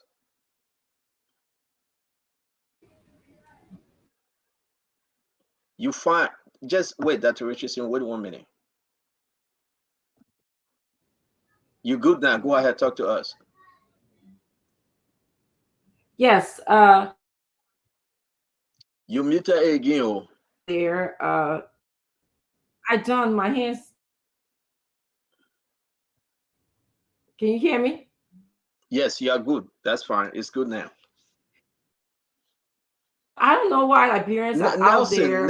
Nelson, leave. Yeah, leave it, Nelson. Just don't touch it. She's good. Yeah, this. Can you just pass? Because I think it's okay. Now it's okay. I can see that. Yes, it's okay. It's okay. Yeah. So I'm not sure why Liberians are out there saying thank you. Maybe it's the thank you for not doing anything. This is the goodbye rally they were having. But the thing about this is Liberians are going to ask themselves questions about how have their life improved or how did it get better since President George Weah was elected. If your life or somebody around your life got better when George Weah was elected, then you should be saying thank you. But we know from all the statistics that there's certain things that have happened in the country. You have experienced rice shortage for one of the first time in our country. Liberians have not been able to get their stable food. Oh. I don't know what happened. It seems like something my internet was tripping shortly. So for yeah, your internet is tripping. I think so. Yeah. So for one of the first time in the country, Liberians were unable to get their stable food, rice. Although the president, when he came back home from one of his many trips, told Liberians that he wouldn't even know that we had a rice shortage in the country. One of the moments where he's not even sure, he's not even cognizant of what is happening in the country. So what are you telling him thank you for? You know, are you telling him thank you for us being one of the poorest country in the nation? All right, so let's get back to Dr. Richardson. She's having some technical issue. I'm going to bring you Eugene Fagon. Eugene, yes, sir. I just made contact with Andrew Wapo. I'm going to send his number over to you because your phone has a lot of stuff, and you can call him directly, and then he will be able to make a contribution through your questions to the program. Beautiful. Let's do this round. We'll bring in former passport director Andrew in the show to speak. Talk to me, Honorable Fagon. Your 2 minutes on this issue. Why you think the people of Liberia shouldn't tell President we are thank you? You are muted, Minister Fagon. You are muted. Can we do someone else? Let me do this quickly, and then Thank you very much. Let me go to Mo Ali. Mo. Why Liberia shouldn't tell President we are thank you? Because we saw a lot of them out there today. They were celebrating, saying thank you. You know, I think Samuel Johnson who said it all. You can tell people thank you for many things. Sometimes somebody even made you vex, real vex. And you want to react, you just look at the person, you say, you know what, thank you. They go in there to say goodbye. For most of the time, they will be telling him goodbye. Goodbye, President. We are thank you for everything that you've done for us. But we believe that it's time for you to go. And I know that President Weah in himself knows that. And here's why I know that President Weah is accepting a farewell message. When you decide to break every law in the country, you know that, look, I can do whatever I want to do because I am leaving. For example, it is clear in the code of conduct that people who are actively involved in government, in appointed government positions, they cannot participate in political campaigns except if they resign from their positions or they suspend their participation in government. President Weah today appointed Eugene Nangbe as campaign manager. In clear violation of the code of conduct, Eugene Nangbe will be campaigning, he will be leading the campaign while at the same time serving as Director General of Maritime, if they call it Director General. So Commissioner. Yeah, Commissioner General or whatever it is, Maritime Commissioner. He will be campaigning, he will be in the forefront of the campaign. At the same time, Commissioner, what Eugene will be doing, he will be directing all of the funds that Maritime is collecting for the benefit of the country to Weah's campaign. So the people are not stupid. The people will go there to tell you thank you for all of these things you are doing. But on October 10, 2023, we are going to tell you goodbye. This is a goodbye, thank you. We are tired with you, thank you. You've done enough to suffer this country, thank you. And you will see the Minister of Finance will be Minister of Finance, but he will be in the campaign. He will be ahead of the campaign. All of the ministers will be coerced to break the laws of the country. So for me, it is nothing strange when people come out to say thank you. Thank you can mean plenty of different things, particularly in Liberia. I submit. I want to bring in Honorable Yake Koruba. Mr. Representative Koruba. They went out today. We got pictures. Spoon carried the program live. Spoon got tons of pictures. This Spoon Network covered the program, the CDC program. They went out, Honorable Koruba. They said they went to say thank you to President George Manneh Weah. Your take with everything that is happening in the country, Honorable Representative, your take. So we have created a situation where the country will be very tough, so we can use money to bring the people to our program. Stanton, while sitting on my base, the place you saw that I took the picture is from a store. I mean, from the store to my base. Most of them came to me to tell me, say, look, we are here, we are going there, and we are for the opposition. So it's not getting me afraid. I'm not worried about it. The only thing we can do as opposition to start making friends with all the opposition people, so second round we can get the victory. Stanton, the way we are proceeding, if I were in all the people's shoe, Stanton discuss me, we'll go second round. I will tell Stanton that I'm voting for George Weah. I will not vote for Stanton. We need to stop it. We stood up in this country for 6 years. What I'm going through, all of you people, what I have not gone through one. Because we want to stand for something. And if we don't stand up for what we want to do, we're going nowhere. We will say, oh yeah, and the person don't support me. But did you create the environment for the person to support you? Most of the people went over there because they wanted something to eat. I was living with me. You saw me taking picture of them, right? The picture is all on Facebook. But are we creating a space for tomorrow? You're not being beating on people. More Ali, you're saying you're not beat on Taiwan Gonglo there. Yeah? Then you think Taiwan Gonglo pledge your support to Ambassador Boakai? When I'm here, I will tell you, no, I will not do it. Me, when I'm here, I will not do it. We need to stop it. We need to stop it. So the people went over there because they wanted something. They promised the people that when you come, can't see all of them working today frustrated. You come, we're going to get your money. The people going to divide money, they're going to get your food. They didn't drink water. They didn't drink water. So, I mean, this is the time for the opposition. Is the opposition ready to take over the country? In my mind, I said no, because of our attitude. Sorry, that is how I speak.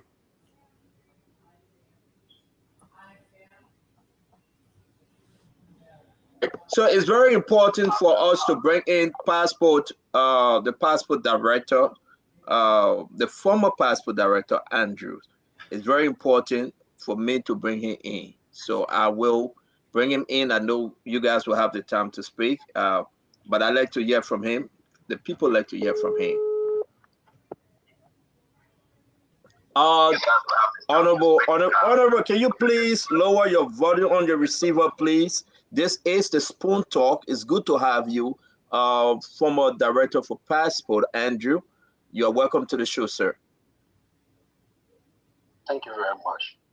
Is it loud enough? Can you hear me? Is it loud enough? Can you hear him? All right. So we just, the reason we're having this conversation, I know you will come back and talk to us. We've been looking for you. We've been asking everyone where you are. You know, we have sent the United Nations to look for you, ECOWAS, and here you are. We found you finally. We want to say welcome to the show. It is important for us to discuss this issue because the president this weekend took credit that because of him, passport prices remain $50, and he wanted to go lower than that. Do you agree? And the reason also we calling you on, we have you on the clip that you were holding Western guy responsible, and you also held responsible the president for the mess that took place under his administration, and that caused you not to be in the United States today. So can you talk to us, sir? Yeah, okay. Thank you very much to the Spoon Network family. It is astonishing if the president of Liberia will be taking the glory, and I mean Ezra.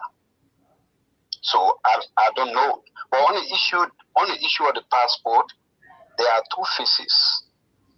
Phase one has to do with the issue of the alleged accused against me. Hello? And the issue of the diplomatic passport. For the sole purpose of tonight and the reason of providing clarity, I will limit my discussion on what the president had as his glory. Quite frankly, it is unfortunate. As I even speak to you people tonight, I feel the pain. President Weah and others have denied, or some of us that were die-hard seditionists, the opportunity of being involved with what we dearly love. But that's life. Quickly to the point. If you were to listen to those clips that are sent out, yes, sir. You better do the truth. Let me tell you something. I don't know how can President Weah say they got the glory for the reduction of passport prices, because these were things that I was speaking about, especially when that Ghana guy called Charles Boache came to got in conflict with his friend Kofi Bokman, and he decided to leave and break down Kofi Bachman business using Benson Castine and Duel Green. At the point where we had 9.4 million at stake as the value of the contract. And so they decided to move on to the next, to go direct to OESD. I told them it wasn't right. Since this guy have opened our minds and we have seen all of the negatives in the contract, let's recall those people that we got legitimate contract with and allow them to know what we have gotten to know and request for us to restate the contract. That will help to reduce the price of passports and do many things for Liberia. I'm sorry to interrupt you. The folks want to know the names you just called. Can you repeat those names? Who all were involved from the get-go?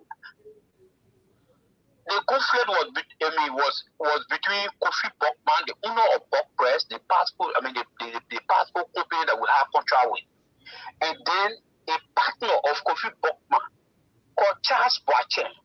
And Charles Boachen was also coordinating for OESD, an Austrian company that was that Buck Press contacted. So my issue was we don't have contract with OESD. Well, how can we go direct to OESD? That is no passport that were found at the port of Monrovia. That was the last batch we were bringing. So upon a refusal, I did not agree to work with them. My issue was we have gotten to know some facts. Let's use these facts, restate the contract, reduce the passport fees, and besides that, you see that passport system, like bro, to now we do not have ownership to it, except the contract is completed fully. So if we have restated the contract, the amount to be paid from 9.4 million would have come much lower than that bro could be able to complete, so that the people could build our own system and tell it what to work, because that's what the contract says. So these were things I was pushing. Once I started pushing, it became issue because the web grade, the person got finished, along with whosoever person they have gone to President Weah and made him to understand, because they were getting up to 300,000 a week. For what? No. Hold on 1 minute now. They sell the passport. They sell the passport because if you process what they did was if you process the passport, when you process the passport, calculate if you bring 4,000 passports in the country and you observe around that period they started demanding all Liberians to do express. They were demanding all Liberians to do express. So if you did express, 4,000 passports at $100 will give you 400,000, and they now went on the drawing board and talk to these guys to collect $25 per booklet. So of that $25 per booklet, it means that you'll be paying 100,000 to the company. So the balance of the 300,000 is unaccounted for. So I said, I could not join the Senate to do that. So this is where. So Andrew and the honorable, listen. Who were controlling the money in Liberia? You spoke about the Ghanaians, their names. In Liberia, honor who names the operation were taking place? Let me tell you what happened here. That when it came to this one, what it did was, there's a code, LRA payment code that link passport payment. So what they did was, they allowed the thing to flow through the queue. The ARA will have the record that the passports have been paid for and the money transferred to AB, but the company, Buck Press will not getting her share. AB, there came a time that AB herself were not getting her share because the passports were never kept in AB. At AB again, they were kept in the Web Grade's office. So when the money flowed through that account, they will block it and then move it to another account. But bottom that the thing I explained it, bottom that challenge me. Here I can come on in studio and we can talk about it. I can challenge him. Any of them. So now after I started putting on refusal, I said that the passport was not going to get in the system or the reason I was said. Bottom that told me not to talk to the president. You're going to get back to me.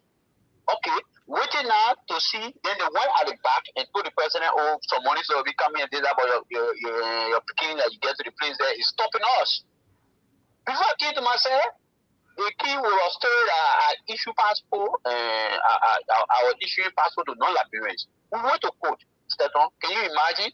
Till today, they failed to produce a single copy of the passport I was issuing to non-Liberians. Wow. They went and collected one pastor. They went and collected one pastor to come and testify. The man started crying. The man said, "You don't know about him." I said, "No, I made business to go." Which of course I don't know the man. He was my first time. You see the man in the courtroom. Thank you very much. Thank you very much. Can we? When can you join us this week? What date is better for you? Okay, thank God I got your number. I will talk to you tomorrow so that we can do the booking. Thank you very much. You said 300,000. Do what great? What about the price of the passport? Because that's the main question tonight. Yeah, hold on 1 minute. Fagon is asking. We'll do one question each. Please accept our question before you leave, because we got to go to the next clip. Go ahead, Fagon. No problem. When the president took over, what was the price of passport at the time? It was $50. Okay. And then when the Express took over, then the passport went to what? We Express. The passport, the later after Sakimia took over, Sakimia now decided to make sure that they froze the price of passport. So the passport price now they took it to 45 and 80 respectively. The 45 was for ordinary and the 80 was for the Express. But that came because he has seen the facts in what I was saying, so he decided to negotiate. We talk about it now. We'll bring you back. My question is, during Ellen time, what was the price of passport during Ellen time? The $50 for passport started for Ellen time. Okay. So I mean, the president didn't advocate for anything. The passport went through stages. The passport went through stages. The current book we're using now, that book there was called the ECOWAS passport. It came and replaced the laissez-passer. It started with $15. From $15, we went up to $20. And after that, then we upgraded the passport, all of the ACAIO compliance with the West African region stuff. Thank you very much. Again, the passport price moved to that level and became our national passport now. Thank you. Let's take the next question. Let's take the next question real quick, sir. Abula. Yes, Director, my question is simple. 2015, that was after President Weah was elected senator. What was the price of passport? I said 50 and 100 respectively. Before Weah became senators, said it was 15 and 100. 15 or 50? For Express, 50. I mean, sorry. Yeah. That's a big mistake. I'm sorry. Thank it you. was 50 for regular service and 100 for Express service. Before Weah even became senator. Thank you. Thank you. Bo Ali, can you come in more? You got to unmute more. Yeah. So I know Andrew for a long time. He's worked in the passport section for a very, very long time. And at least he has helped to disprove the lies that President Weah told. I have no question for him. Thank you very much, Bo. Sam, you want to shoot your one question? Yeah. So, Honorable Director, here's my question. Why you think you were going against at the Ministry of Foreign Affairs, and why do you think the government could not really push up this case, because it had to do with tax matters and also economic sabotage, and at the end of the day he had to leave this country? Brother, that's what I said to you. I said there are two cases. The case that outside here, for which they wanted to get rid of me, had to do with the issue of the diplomatic passport. That case with the passport, I won the case in court. I won the case in court. After the whole reason why these guys decided, it was just simple because when they were passports in the Red Grey office that I was refusing to allow get into the system because they were illegal passports. So the north of between all the north of between all the king with the story that I was giving passport to But honorable director. So if you watch up 1 minute, please, 1 minute. If you watch that Sunday when they arrested me, on Monday in the morning, person can't female brought the passports down. If there's a tip on this how you call it print media or front page Africa. Yeah. Well, person can claim that he was the new passport director and the laboratory have gotten redeemed because the passports were already upstairs. So after they got rid of me now, they had the opportunity of putting the passports in the system to run the deals. So Boston came down that morning with the passports and said, the librarians have gotten redeemed, and he's the new passport. So I beg you, honorable. I know you will come back with really press against time. We got another important story to go to. I have three panelists need to ask you. I will squeeze this one in real quick. How much money you think Weston got make from the foreign ministry on this passport saga? Estimate. To estimate will be difficult because when I left from there, that the time they really launched the operation. Wow. To the extent that some of their passports left in the port. Have you asked where the passport that went down to the port? Because the state that the Grace seated there as Deputy Minister for Legal Affairs. So she went along with the NSA people and they closed that whole thing up with the passport coming from MPA. In the history of Liberia, there have been no point in time, anybody that have worked with the passport section, there have been no point in time where we transported passport from abroad to the MPA for the Ministry of Foreign Affairs. Wow. Because those passports were smuggled and they did not make a business with the guy. But the passport that came from MPA was linked to the same guy, and the guy alleged that the Web Gray requested the Web Gray said she did not request. So that was the argument between the guy and the Web Gray because the guy was fighting for money. He wanted money. At the end of the day, the Web Gray argued that whenever she took passport from the guy, she used to give the man a letter. So here we are. If you did not make a business with this guy, and the guy brought his passport illegally, and you are now saying that you used to give him letter, what stake he has for which you will write him letter to supply you passport? What you have is company. Thank you. Let me bring in Dr. Richardson. I will bring in Dr. Richardson. I will bring in Memphis. How many passports came to the port? I will bring in Honorable Koluba. Dr. Richardson, please.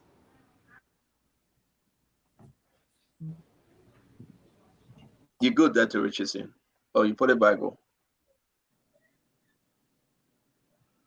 Dr. Richardson, do you have a question? No, I didn't have any questions for him. Thank you. Can you ask me how many passports came to the port? Am I talking now or is he? Go ahead, Cole. I think he stayed on. Honorable, hello? Yeah. Okay, go ahead, Cole. Thank you, Honorable, for your side of the story. You see, I don't like these kind of stories where it's he said, she said, because there's no real tracking system according to you. You cannot even tell us how many passports were produced. You cannot tell us the projected revenue at the time. And it shows why Honorable Joseph Yuma Poeka needs to be elected because there is lack of system in our revenue collection. But one thing I do learn from your story, and I hope you too learn, is that when you work in a system that is being compromised in terms of corruption, you don't even wait till they put you out, till they conspire against you.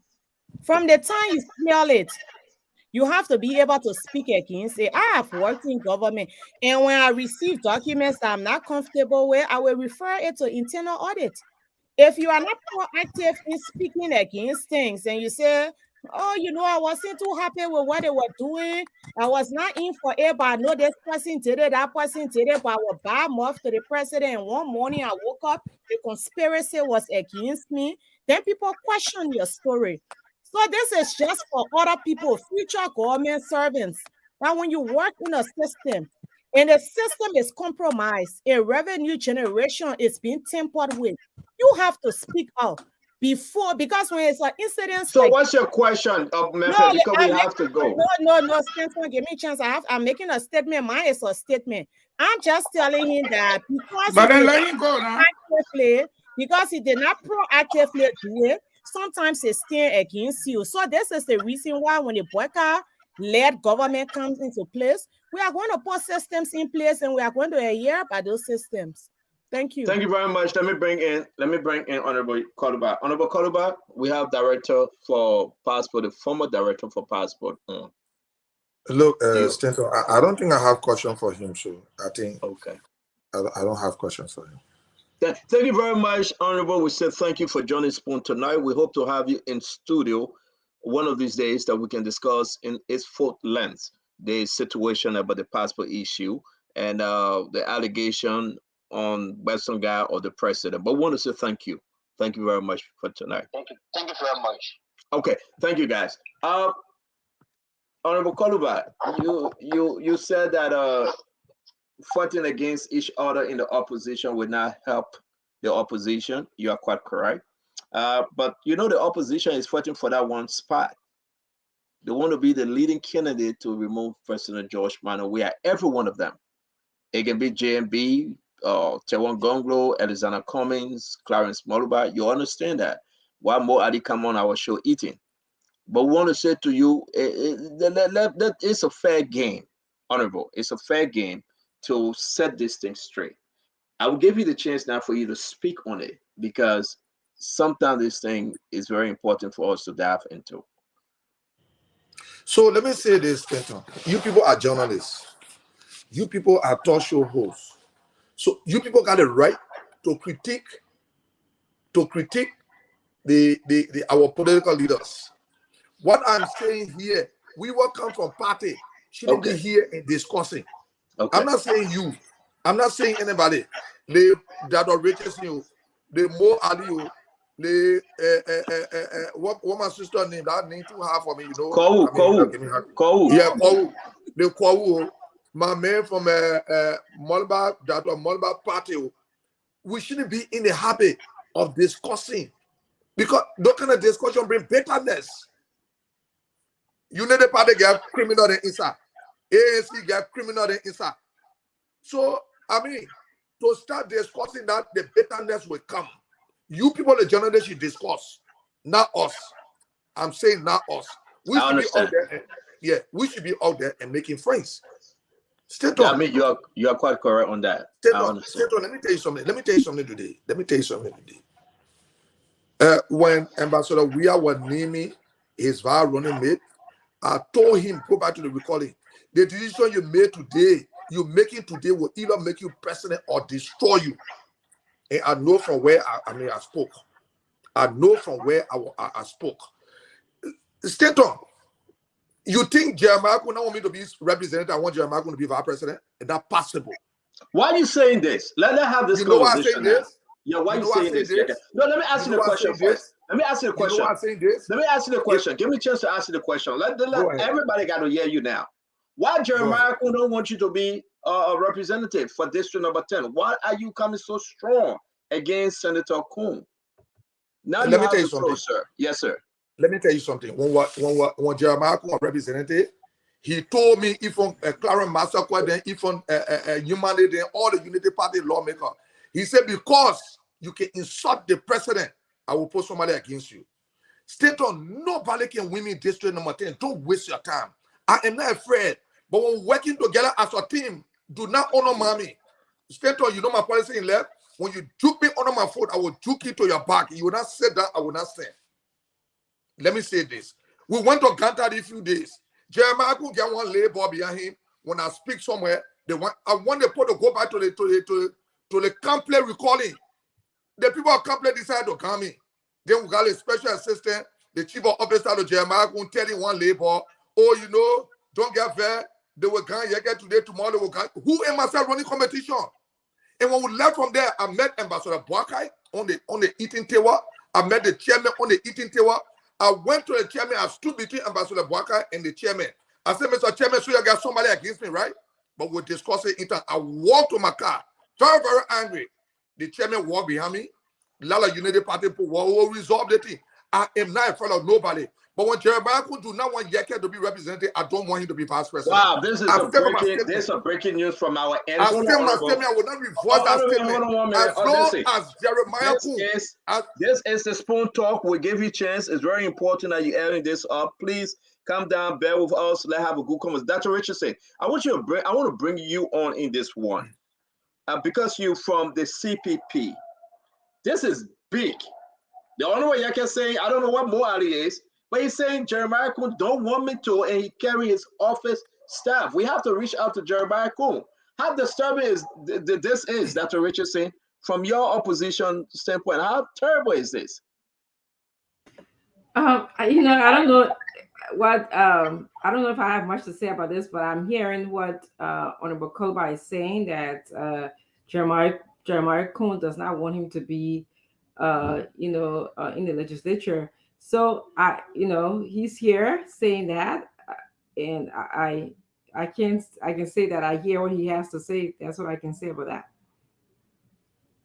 Wow. So he's here. You would just let him float. But I thought you have some other statement you want to make through, because hearing that the vice standard bearer to Joseph Yeman Boaka.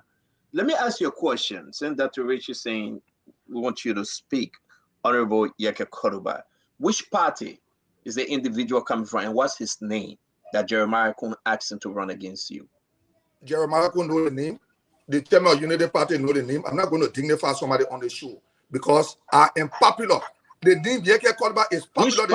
Which party is he coming from? I don't want to know. The name Yeke Koruba is popular. We got to know now. It's not about you. I don't want to dignify somebody here. I am saying about the party. If you don't want to call his name, can you tell us the party? Is he running as an independent? Is he running on an MDR? Is he running on a Unity Party? Can you help us understand? So I can speak now? Yes, sir. Thank you. Ambassador Boaka know the name. The chairman Tapper know the name. Jeremiah Koung know the name, because when he's happy, I push them on the eating table. I don't have from people. No, we stood up for 6 years. We didn't stand up for 4 more politicians and 4 more opposition to come and can't do that. They can do something to me. Look, I will not discuss this anymore. But when the time reach, the heat will hit somebody. And the Lebrimpo, they put out and say, oh, you not buy, they're not buy me. I am saying it now. When you're happy, I approach the issue, and nothing has been done about it. I told Yomli, yes, Senator Yomli Kanga is aware. I called Senator Zago Akim. I left from Nimakanda, I reached at 2 o'clock in the morning because I was angry. I don't want to see anybody that movement. I reached Morovia at 2 o'clock in the morning. When I reached the next day, I sent voice recording to Senator Kanga. She called me. People that joke with people with the seriousness. Don't overlook me. I don't care. Look, I made name in this country. I don't care to be represented. Jeremiah Koung did not want me to be represented. I do not want Jeremiah Koung to be vice president. Who will feed it? Will feed it. Who will feed it? Will feed it. Who will feed it? Will feed it. The ambassador was sitting there when I said it. And I had a chairman of Unity Party walk behind me in my car because I was very angry. Who can run competition on me here? Me. Well, Honorable Yaka, the folks are now, listen, folks, we say welcome to this phone talk. No. I want to bring in the former Secretary General. I will be calling Jeremiah Koung and Reverend Tapper tonight. If they pick up my call, fine. If they choose not to, well, it's up to them. You are making a very huge allegation. And I want the nation to hear you out, but we got to speak to the former Secretary General, Mo Ali. Is this strange to you? Are you just hearing this? What can you tell us about the allegation from Honorable Yeke Koruba that Jeremiah Koung is feeding a candidate against him? Well, so firstly, I would say that the Unity Party, clearly from where I sit, and from what I do know, is that the Unity Party supports Honorable Yeke Koluba. I am also aware that Ambassador Boakai supports Honorable Yeke Koluba unflinchingly, that we all on the campaign team support Honorable Yeke Koluba. I am aware that there is a young man who has a close proximity to our Vice Tender Bearer, Jeremiah Koung, who has decided to contest in District 10. I cannot speak to the political party he's contesting on, but I can speak to the fact that he is not contesting on any of the parties that support the Unity Party. And on this matter, it will be difficult. I was not privy to the discussion that Honorable Yeke Koluba had with Honorable Koung back then. And I cannot speak to that, but I will only ask Honorable Yeke Koluba, as it relates to this matter, for us to handle it and discuss it properly. If I were in Honorable Yeke Koluba's position, I would feel the same way, given that he has supported the opposition cause. He has been one of the frontline advocates in the opposition community. If he feels that somebody is in very close proximity to any of us, and that person is contesting, it is a cause for concern, and I will also be outraged in the same manner in which Honorable Koluba is. But I will appeal to him in this public manner for us to discuss this issue off the media, because it is something. Why you want to discuss it off the media? They may not bring it up. Why are you taking it off? I am speaking here as the former Secretary General or the spokesperson for the campaign. Is it true that we have somebody running against Yeke Koluba and that person was sent by Jeremiah Koung? When I was talking, you left and went. I heard what you said. I'm speaking as former Secretary General, I'm speaking as campaign spokesman, and I'm speaking as Director of Political Affairs. Okay. That is the reason why I am saying I will appeal to Honorable Koluba for us to handle this issue, not in the media. I also said I will be outraged the same way, in the same manner that Honorable Koluba is, if there was somebody in very close proximity to higher up in the Unity Party contesting, whether on the UP ticket or not. I have said that right here. That is the reason why I am appealing to him. I admitted here, I said I know of a young man who is close to our Vice Tender Bearer who is contesting in District 10. So this issue is a very serious. What's the young man's name, sir? Well, no, we don't want to promote him. No, Mepe, I'm running the show. Mepe, no, I'm running the show today. I'm going to tell you this. What's the young man's name? Yes, sir. I am going to tell you this. He will find his name. He doesn't have. Koung, I beg you, sister, please. Let me fair with the Liberian. We can't beat on CDC, and you want us to cover this thing and take it beyond Jade. What's the young man's name? In respect to my support for Honorable Yeke Koluba, I am not going to use this very huge platform to any other candidate. Calling any candidate near is a promotion for the person, because the next thing you're going to go look for the person, bring them on to Cantor. Then you that mean if I ask for the person name, because I already got the name, and I will put it up. Any name, I will put the person name up. Only candidate I know in District 10 that the UP is supporting is Honorable Yeke Koluba. Period to that. Can you stop interrupting our show, Koung, please? We're begging you, please. This thing here is all party.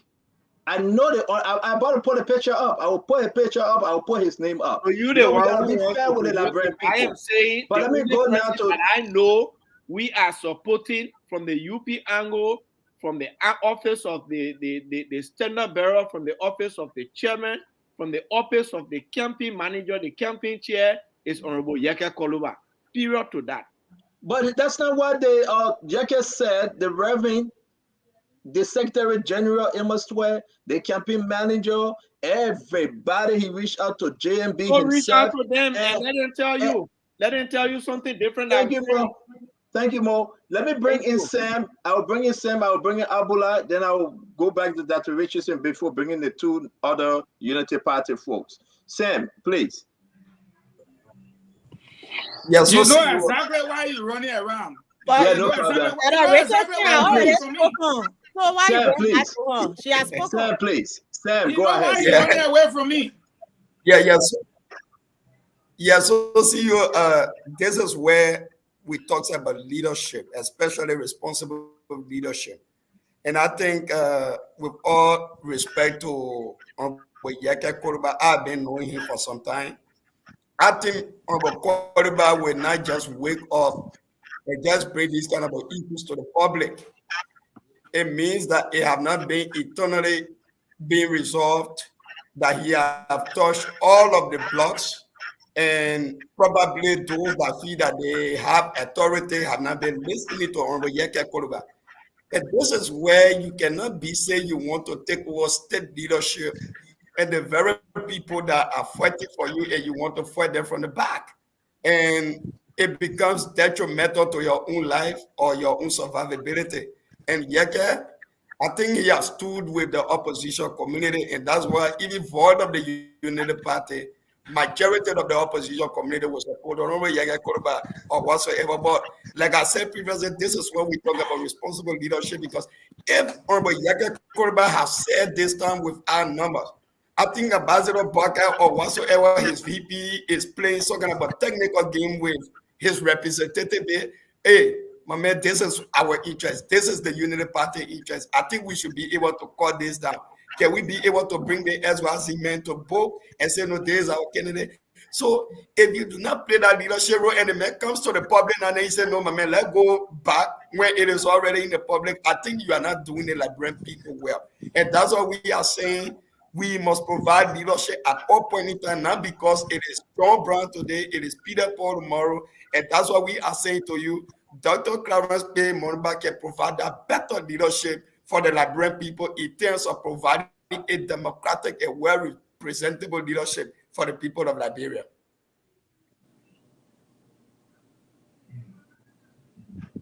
Go ahead. Sorry for that, because they're not begging for us not to talk it. We're still on the story. Abula, go ahead, my friend. Yeah, Yeke said that the threat to put a candidate against him started ever since when Jeremiah Koung was a representative. So it's not anything new. He said when they were representative, he told him to keep insulting the president and put someone against you. So that's a long story. But again, it comes to the point where politics in Liberia, most of the time, when people are not genuine, these are the things that happen. I think Vice President Boakai should take charge of the situation. He should exert leadership, the wisdom everybody says he has. This is the time to demonstrate that wisdom and bring sanity to his political process. If he cannot handle this situation again, like the time with the CPP, when he was elected CPP chairman, he announced that I will resolve the crisis in CPP. That was his promise. He didn't resolve that crisis. So this is something he should be able to resolve. But on the note of Yeke saying, opposition shouldn't be at each other's throat, I agree partly. And here is where I agree. When we come, we should talk about how our approach to creating jobs is different from Unity Party's approach. How our approach to stopping corruption is different from Unity Party's approach. How our approach to addressing agricultural issues and food security is different from Unity Party approach. But then also how CDC has failed. That where we should focus our discussion on the show. Let Mo Ali tell me why Liberians should vote for a Unity Party agricultural agenda, and let me tell him why they should prefer Gongo's agricultural agenda. Let me argue with Kou on how Gonglo is prepared to create jobs. Why you be arguing the argument that somebody feeling a candidate behind him, then you say you want to argue about agriculture? I spoke on that already. I spoke on that already. Move on now, because we got pictures to show. I'm talking about going forward. Going forward. Tomorrow. Tomorrow we'll do that. Should be. Tomorrow we'll do that. Let's talk about it one now. You see, let me say this though. Dr. Richardson, before we go to Kowu and Eugene, Steve Zago, when he came on the show about Steve Zago, you remember, Mommy? Yeah. That the people are sending Galapa Kotima to run against Steve Zago. And Unity Party were playing deaf ear to it. One more Ali say it on our show. The people will send them to run against Steve Zago, and Unity Party Mo Ali were playing deaf ears. That's the second thing again. We all know in the picture, Dr. Richardson. I know you don't want to talk one more Ali say Mo Ali we don't eat on the show, my brother. That Mother Titi killed him. Alan, please call Jeremiah Koung. I'm waiting for your call. I will call him. I will call him. You leave me alone. I will call him. Dr. Richardson, you see the picture? Dr. Richardson, you see the picture I put up? Yeah, I see it. Okay. You see that? Senator J. Kunson Yeke, CEO Yeke Seigui, Energy Power. We got more picture coming up. We got actual picture coming up. Okay? That's the person that Yeke saying Jeremiah Koung feeding a candidate. District number 10. Jeremiah Koung say, I cannot be representative. So we have to call Jeremiah Koung, but I want you to speak before I put the rest of the picture up. You know, it troubles me that politics in Liberia can become this petty and this personal. Just because I don't like how you speak to the president, I'm going to do the best to get rid of you. You know, it is not about what Yeke is doing in his community. It is not about how he's making his community better, which I think the focus should be on. It is about I don't like what you do as a person, so I'm gonna get rid of you. And this is disturbing. This was somebody to me who wants to be in leadership, and I think that that is not a good quality of being a leader, where you just because I personally don't like what you said. If it's true, if what Yeke is saying that is true, then I'm going to put somebody to run against you. I think the question again should be, what is Yeke doing in his community? Is Yeke a good representative in his community? Is he building clinics in his community? Is he helping to contribute to the education of his children in the community? That's what the question should be. It shouldn't be this personal, and that's what concerns me about any leader who will say just because you insult the president, I don't want you to be, a leader in your community. Fair. Well, before we call Honorable Koung and Yeke is coming back, that's what you say. I am surprised. Can I come in now? No, Mama, you Are the way Honorable Koung is waiting for your call. Yes, I will call him. I got my cell phone. Let's try to say this in voice. Dr. Richardson, I'm surprised that Jeremiah Koung will be defending President George Manawia to go against. Well, he was in our collaboration before. I beg you, Koung. You were there before. They told you Koung, I beg you. You just need to slow down. We have our time. Don't interrupt us, please. I beg you. Hey, Sister Annie, please talk to her. I beg you. Dr. Richardson, please. Jeremiah Koung defending President George Manawia? Yeah, that is another, surprising twist to the whole story, that Jeremiah Koung is saying that I want to unseat George Weah, but yet and still in previous years, he's defended George Weah. So what is the change that we're getting when someone like Jeremiah Koung, who is supposed to be a bystander bearer to, the Vice President Buckeye, is now saying that I want to unseat Yeke Koung because he said something bad about the president? Again, like I said, it's not about the bigger picture. It's not about Liberians. It is all a personal. People are personalizing politics in Liberia, and I want them to rise above that. And this is what when supporters of Mr. Cummings and when Mr. Cummings speaks and said, "I want a better Liberia. I want a Liberia more deserving. I want Liberia we're going to stick by the rule of law. Now that we're not going to sit down and personalize. If I'm going to put someone in the race deceptively to unseat you."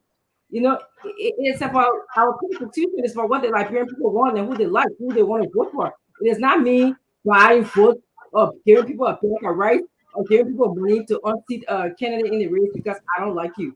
That is just a erosion of our democratic process here. Thank you very much, Dr. Richardson. Let me bring our Sister Koung. Sister Koung. Thank you, finally, CEO. On this matter, first of all, Dr. Richardson, I want you to know that Honorable Jeremiah Koung does not want to be a leader. He is a leader of our people, of the people of Nimba and the people of Liberia. He wants to opt for a higher leadership office. But let me tell you this thing. I don't want us to take away from, the plans we had. I know one thing comes out and we have to address it, but I want to go back and speak to the thank you program today. And I will briefly talk about this because Honorable Koung himself will come out. Let me use my time to firstly talk about that program today. I know you saw the convergence of people. Do not be carried away. We are not deterred. People went there for two reasons. One reason people went there is because they believe there will be incentives. They saw the motorbikes advertised prior to today. They felt that going there, they will be able to take something home to their families because we all know how times are in Liberia now. But don't forget that property, look at the population of Monserrado. That property at the Congo town, the CDC headquarters, was primarily built as a private property or residential home. It is not that big. So to see that place full, do not be carried away and think that a lot of people went there. That number one. On this issue of political parties, what a lot of people do not know, this political season, there are always competing interests and there is always wrangling. I've been in political institutions. I have seen where the party's position is to carry this person. You clearly communicate with the other person that you are not our choice. It does not deter them. They go and register as an independent candidate when they get small resources, thinking that I'm going to compete in the process. It's happening all across our country, in different counties, in different districts.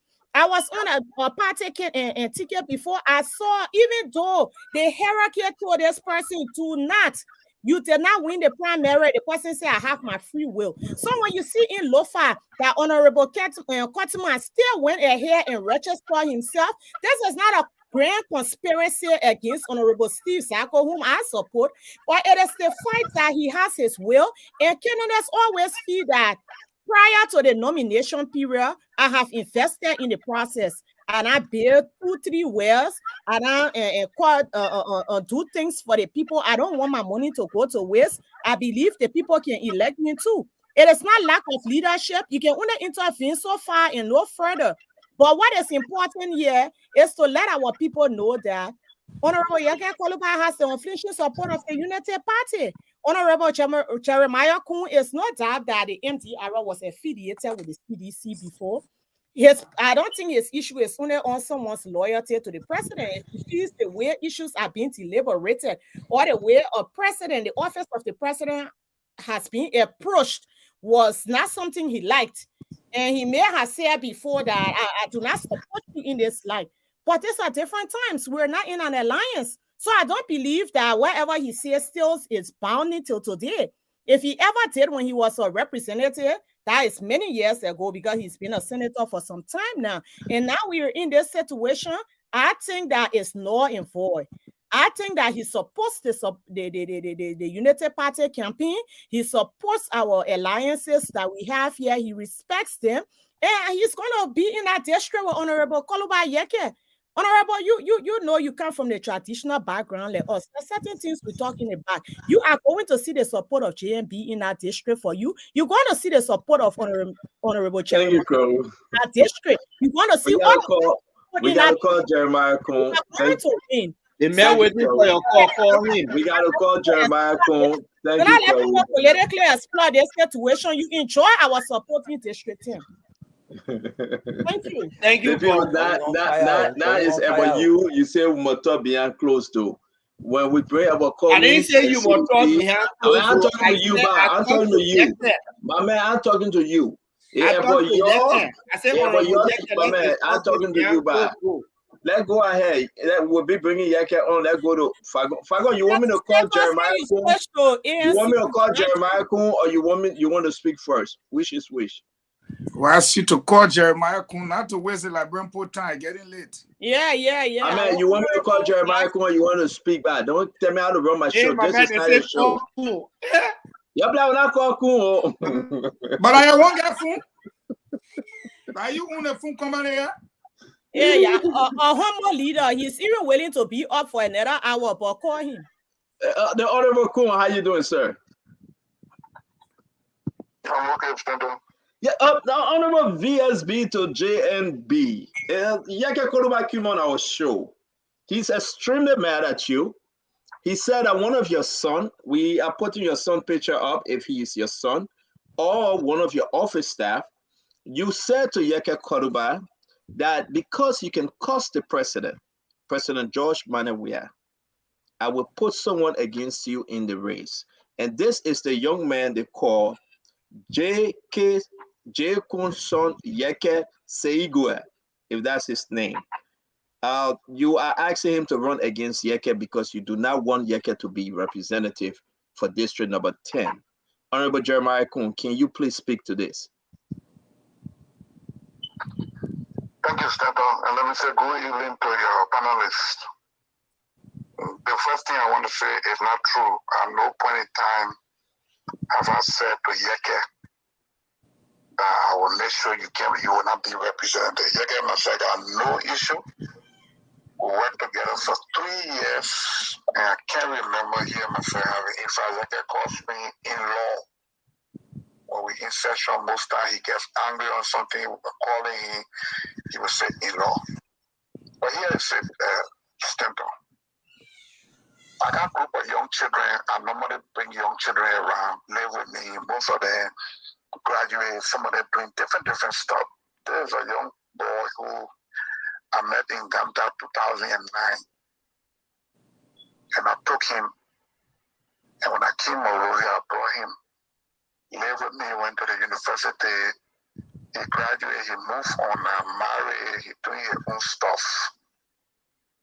He's not my son as in biological son, but he's a child I took to live with me.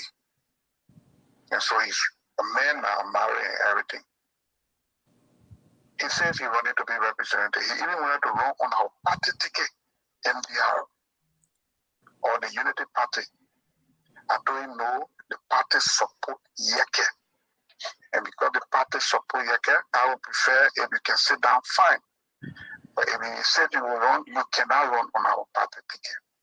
And so he's not even running on the MDR, neither is he running on the Unity Party or any party that is associated with us. What happened in Nima? Am I there? Yes, sir. We listen to you, sir. Okay, so we went to Nima. After the Gamba program, on our way to camp here, Yeke said he was out of gas. I give Yeke gas. Ask him. I gave him gas. So let's go. So I gave him the gas and we went to camp. In camp at the program, they had gowns to honor me, the standard bearer, Yeke, Madam Kanga Lawrence, and a few other persons that were coming along with us. So they had gowns to gown each of us. And so they call everyone 1-1. My chief of staff was the MC at the program.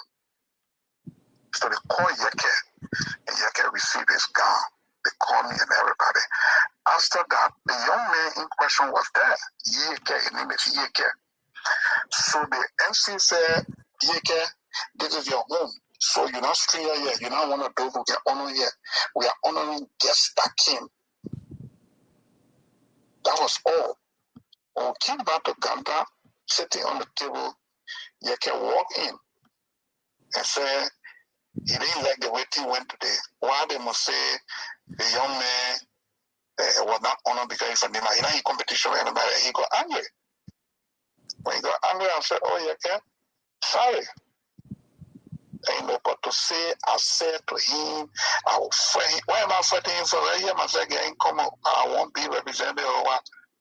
No, that's not true. That's all.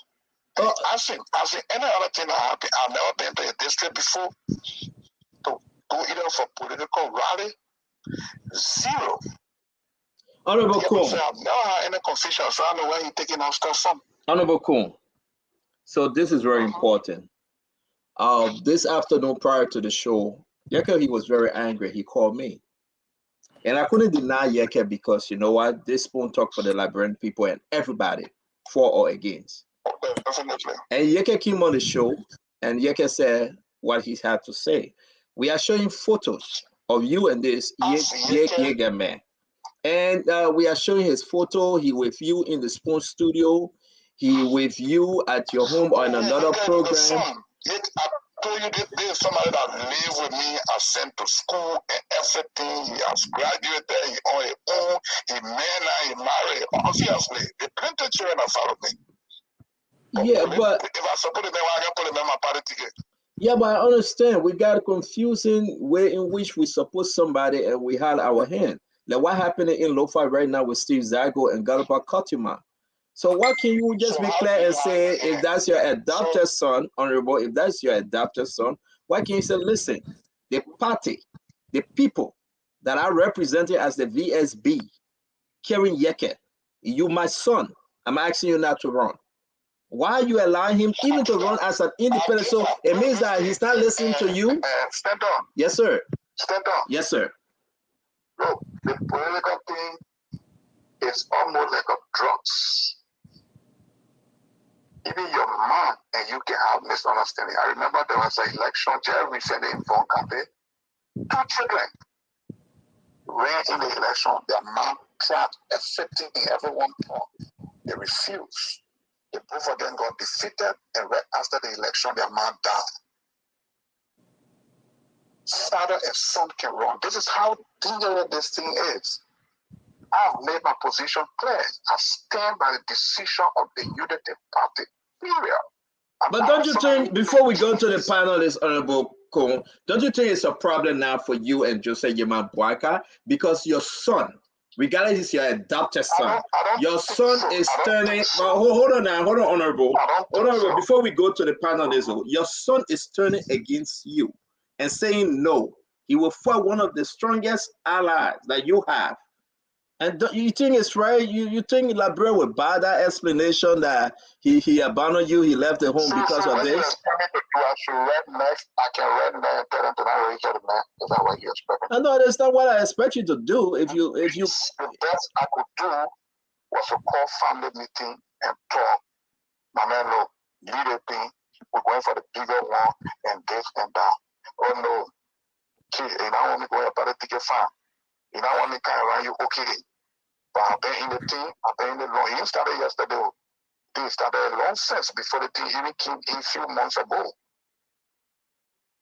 So the best I could do, I tried, I did my best.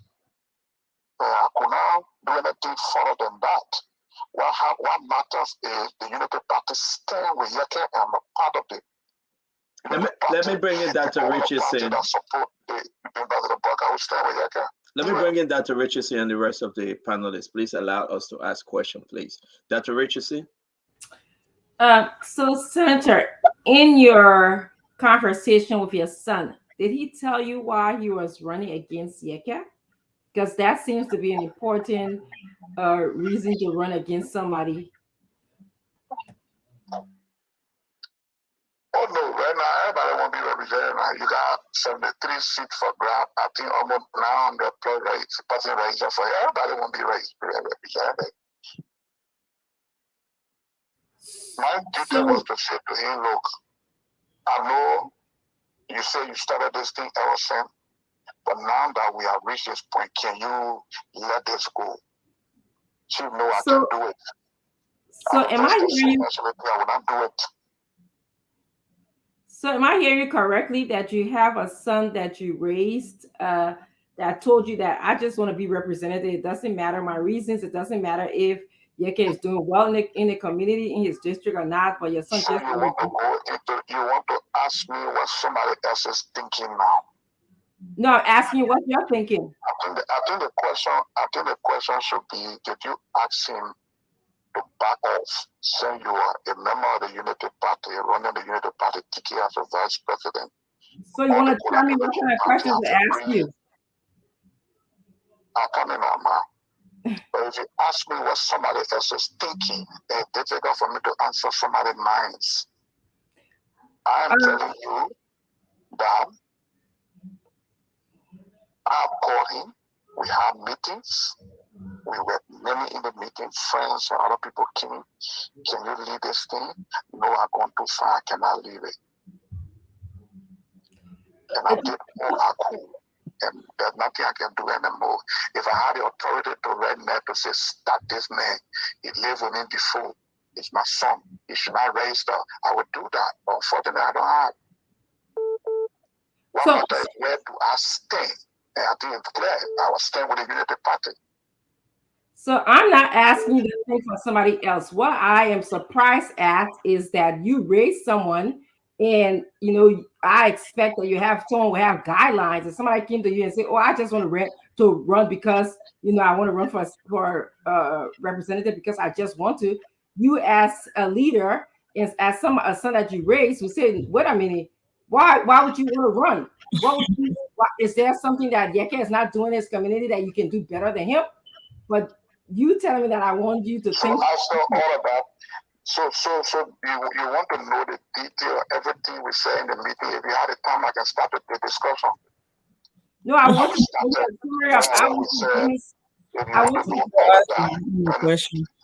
Yeah, it's okay. One moment, I beg you. We will have the honorable let him speak, please. We shouldn't interrupt. Everybody will have the time. This is very important. Because this is like, I will ask Dr. Richardson, are you done with your question? Yeah. Cole, please. We have to show respect to each other, please. Dr. Richardson, are you done with your question? No, I really wasn't done with my question because the representative is now telling me that I want to get details of the senator. The senator, I'm sorry. The senator is telling me that I want details of his conversation, and I'm not asking for details. I'm asking for a summary. And like I said, I expect him as a leader. Senator, Senator,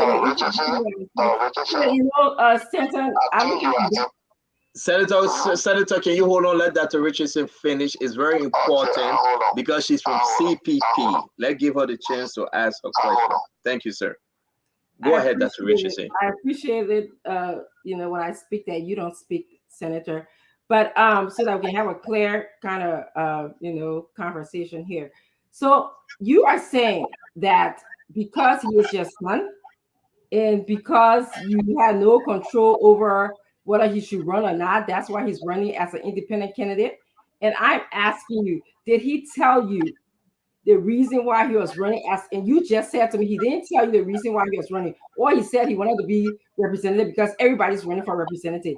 And I'm saying to you, at what point did you sit him down and say, listen, what would you do that is different from what Yeke is doing? And you tell me that I want details of your conversation, and I'll get that detail at another day.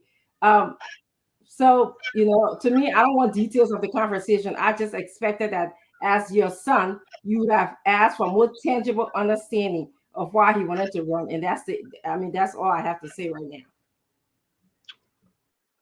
The Honorable Koung. Okay, so I think that Richardson is not being fair on ground that I think the main reason why Stanton you call me was to know whether Yeke said that I got a son and I support him against Yeke. I get that the territory you called me for, right? Correct. I said no. I'm not supporting anybody against Yeke.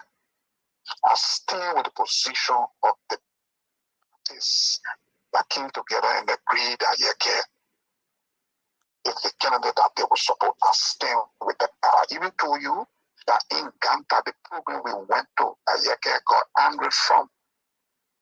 I gave Yeke has to go to the program, call him and ask him. To the extent we were together, Yeke was at my house. So we went to Camp. What happened in Camp was after the guy Yeke, then the MC said, Yeke, you from Nima, so we are not gunning you. It will gun you the next time. And he was recognizing permanent sons from Nima. And Yeke got angry. How does that in any way speak that I am supporting? Will you be on the campaign trail supporting Yeke? Campaigning for Yeke? Oh, definitely. But Yeke and myself on the campaign trail in Ganta, we were on campaign. I'm talking about for Yeke in District 10. District 10.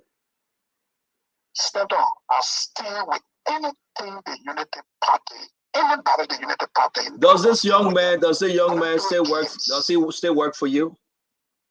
He don't work with me. He don't even live with me. There's a grown-up man who is married. Does he work for you? Does he work for you? No, zero. He don't work for me. No. You guys were able to convince Mo Ali that he should give up his seat in district number 5. He was running for that position. And because you have that understanding with the Liberty Party, you awarded that seat to Senator Yombli Kanga Lawrence, Liberty Party son. No, hold on now, Honorable, hold on. If you are part of that negotiation, you have your calculation.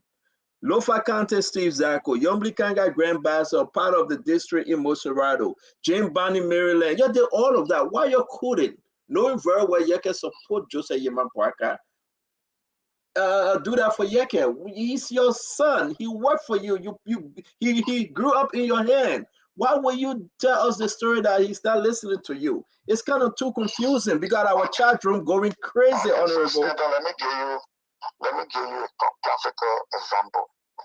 I got more than 5 persons that are very attached to me, like the young man you're talking about, who decided to run this election. One of them, who is a brother, relative, is one Victor Wilson. He decided to run in District 4. I told him to back off. It took about 3, 4, 5 months. He backed off. My movement, I got a movement called the Friends of Jeremiah. Chairperson wanted us Spaghetti. He also wanted to run. I got him off. My former chief of staff, one lesson saved Brian. He had decided to run in District 1. I tried to get him on. I could not get him on. He's running. He's running as independent. The party is not putting Kennedy again, the representative in District number 1, Mr. Samuel Brown. He's not happy with me. He's not talking to me, but that's the decision of the executives of the party. Same thing with District number 10. We tried to get him on. He said no, so I managed to get 3 hours. When I get 2 hours, more Ali. So at this, there are certain people who will tell you yes, there are people who will say no. So anybody who listening to me from the matter will tell you. You get some people out, you're not just some people out. My chief of staff raised up on the United Party ticket. He paid his money and everything. Only for him to get the package to fill in his forms. The party decision was we're not putting Kennedy again with a Samuel Brown. They got to return his money. It was a big issue all on the radio. Yeah, they were on the local radio. It didn't come this national. Thank you very much, sir. Let me bring in Fagon, Mame, and the rest of the team. The Honorable Minister Eugene Fagon. And Mo Ali. I don't have a question for him because we've seen this before. Even the Wozi that comes here, Wozi ran against his own dad. It was a battle. Wozi ran against his own father. Can you imagine what happened there in the family? So we've seen the games before, and Honorable Koung is speaking the truth. And the man is a full-grown man married with his children. He has his choice. So let me use this medium to join Honorable Koung. Can you please give me that man number? Me and he need to talk. But before we talk, I guess something to say to this gentleman brother-in-law. That Yaka Koluba, when I'm done with him, he will wear clothes. I finish. Their business. Let's bring in Sister Cole. Sister, we have the Honorable on the phone. Thank you, and I salute you with the highest revolutionary honor, my VSP, man of my background, our leader, son of Nimba, future vice president. It's a good thing to have you on the talking and background. I'm telling you, when people lack the understanding of how these things work, you will go back and forth for hours. I have been an aspirant before, and I have seen a party endorse me, and the entire National Executive Committee tell another party saying, you cannot run, you can't do this, and the person say, I will run. When politics, the central thing about political processes are personal interests. And when people, representative thing, that's something somebody can wake up today and say, I won't be representative.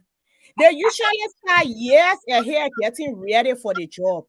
They start, like I said, digging wells, helping people with scholarships.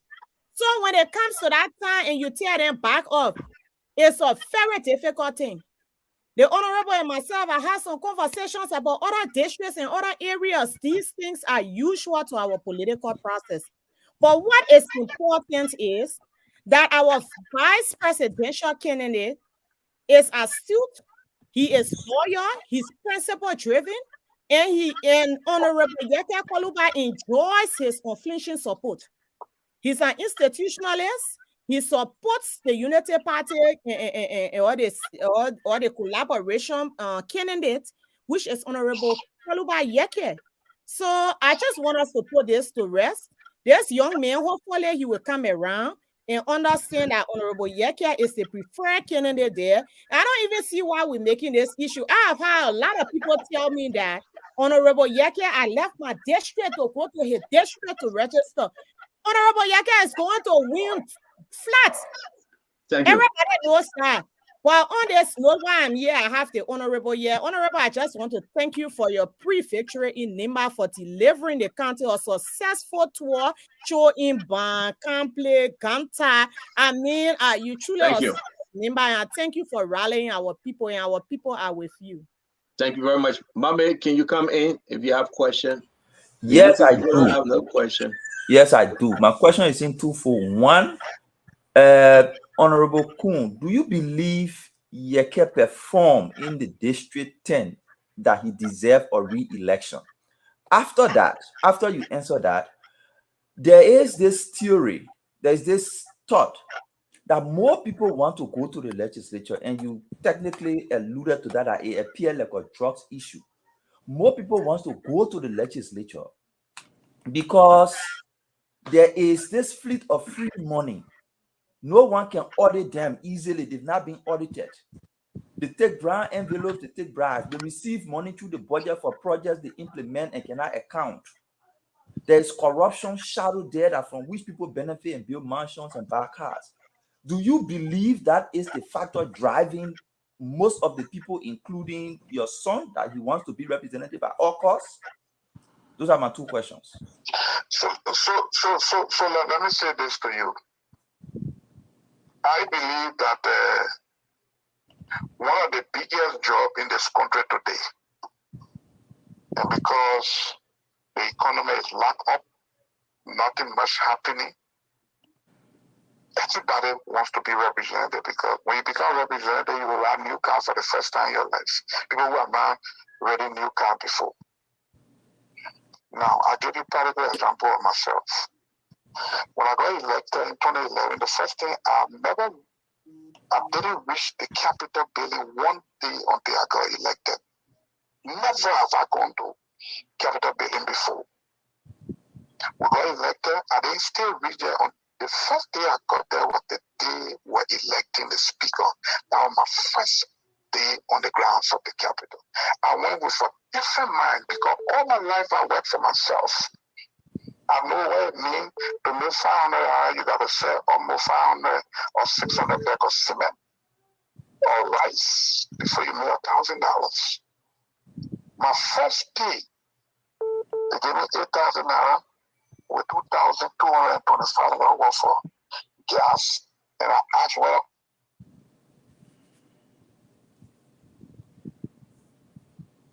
that before it was huge. I mean, just go to work 30 days and get such huge money. So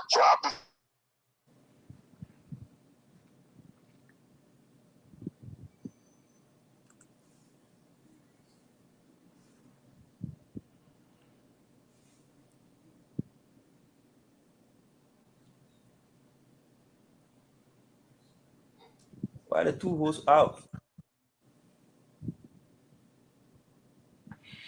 Fagon, you can take over? Sure.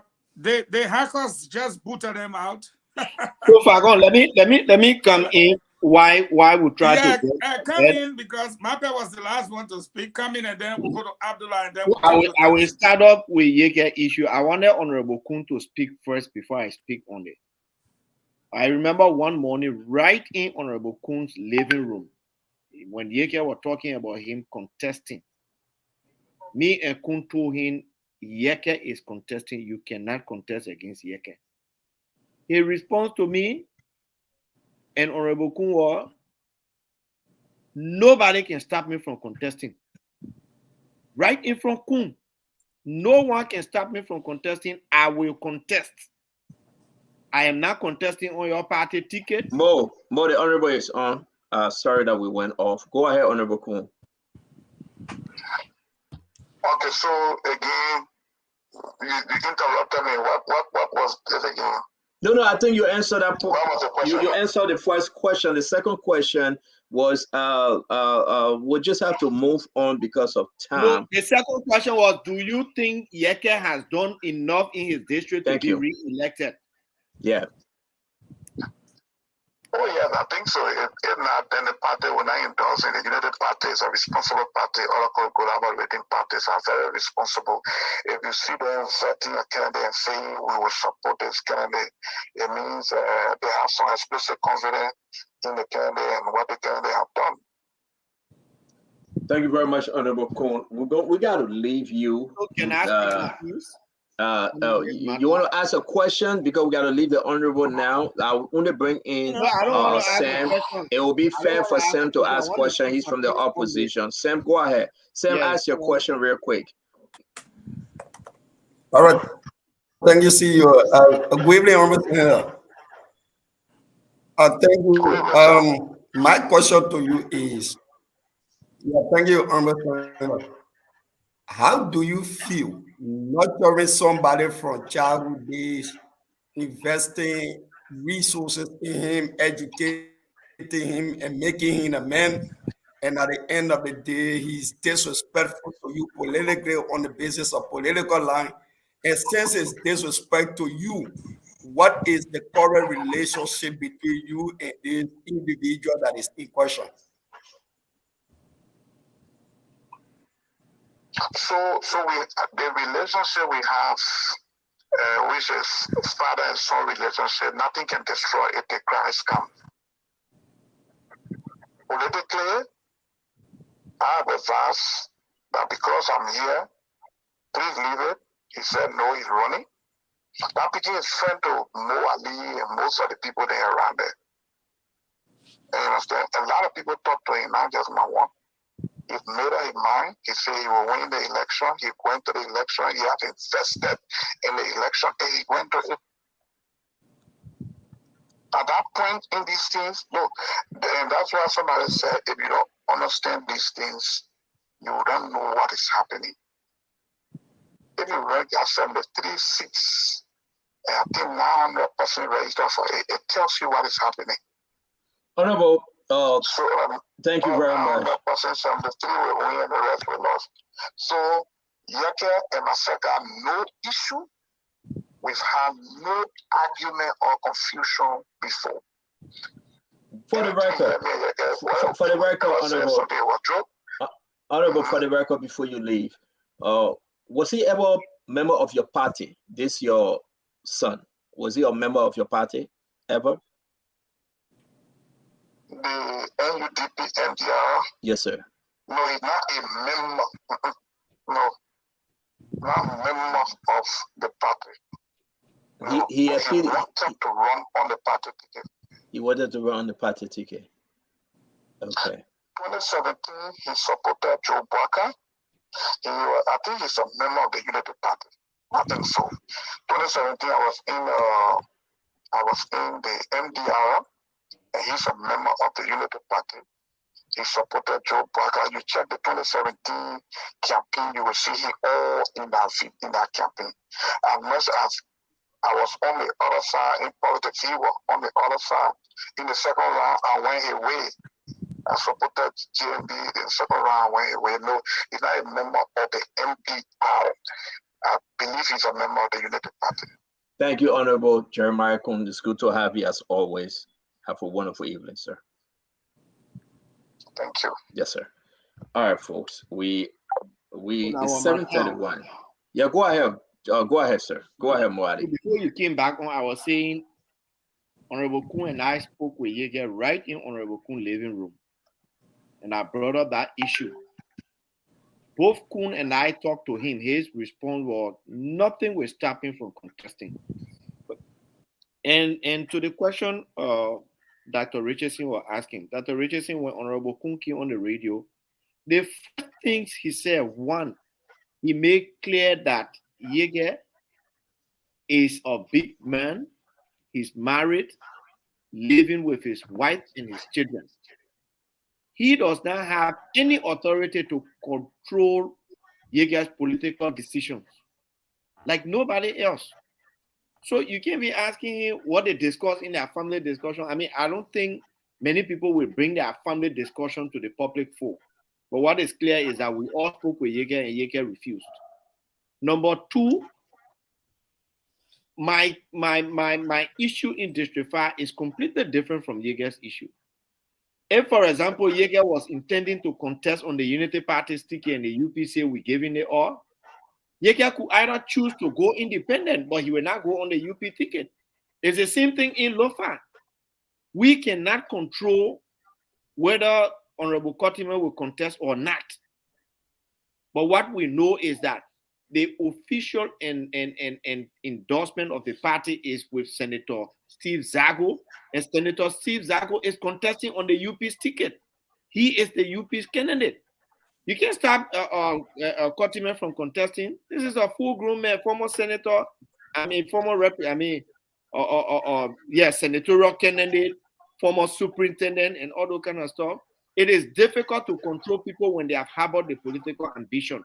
But what I am happy about is that it's clear that our Vice Tenor Bureau supports the candidate of the Unity Party in District 10. And our candidate is Yeager Koluba, period.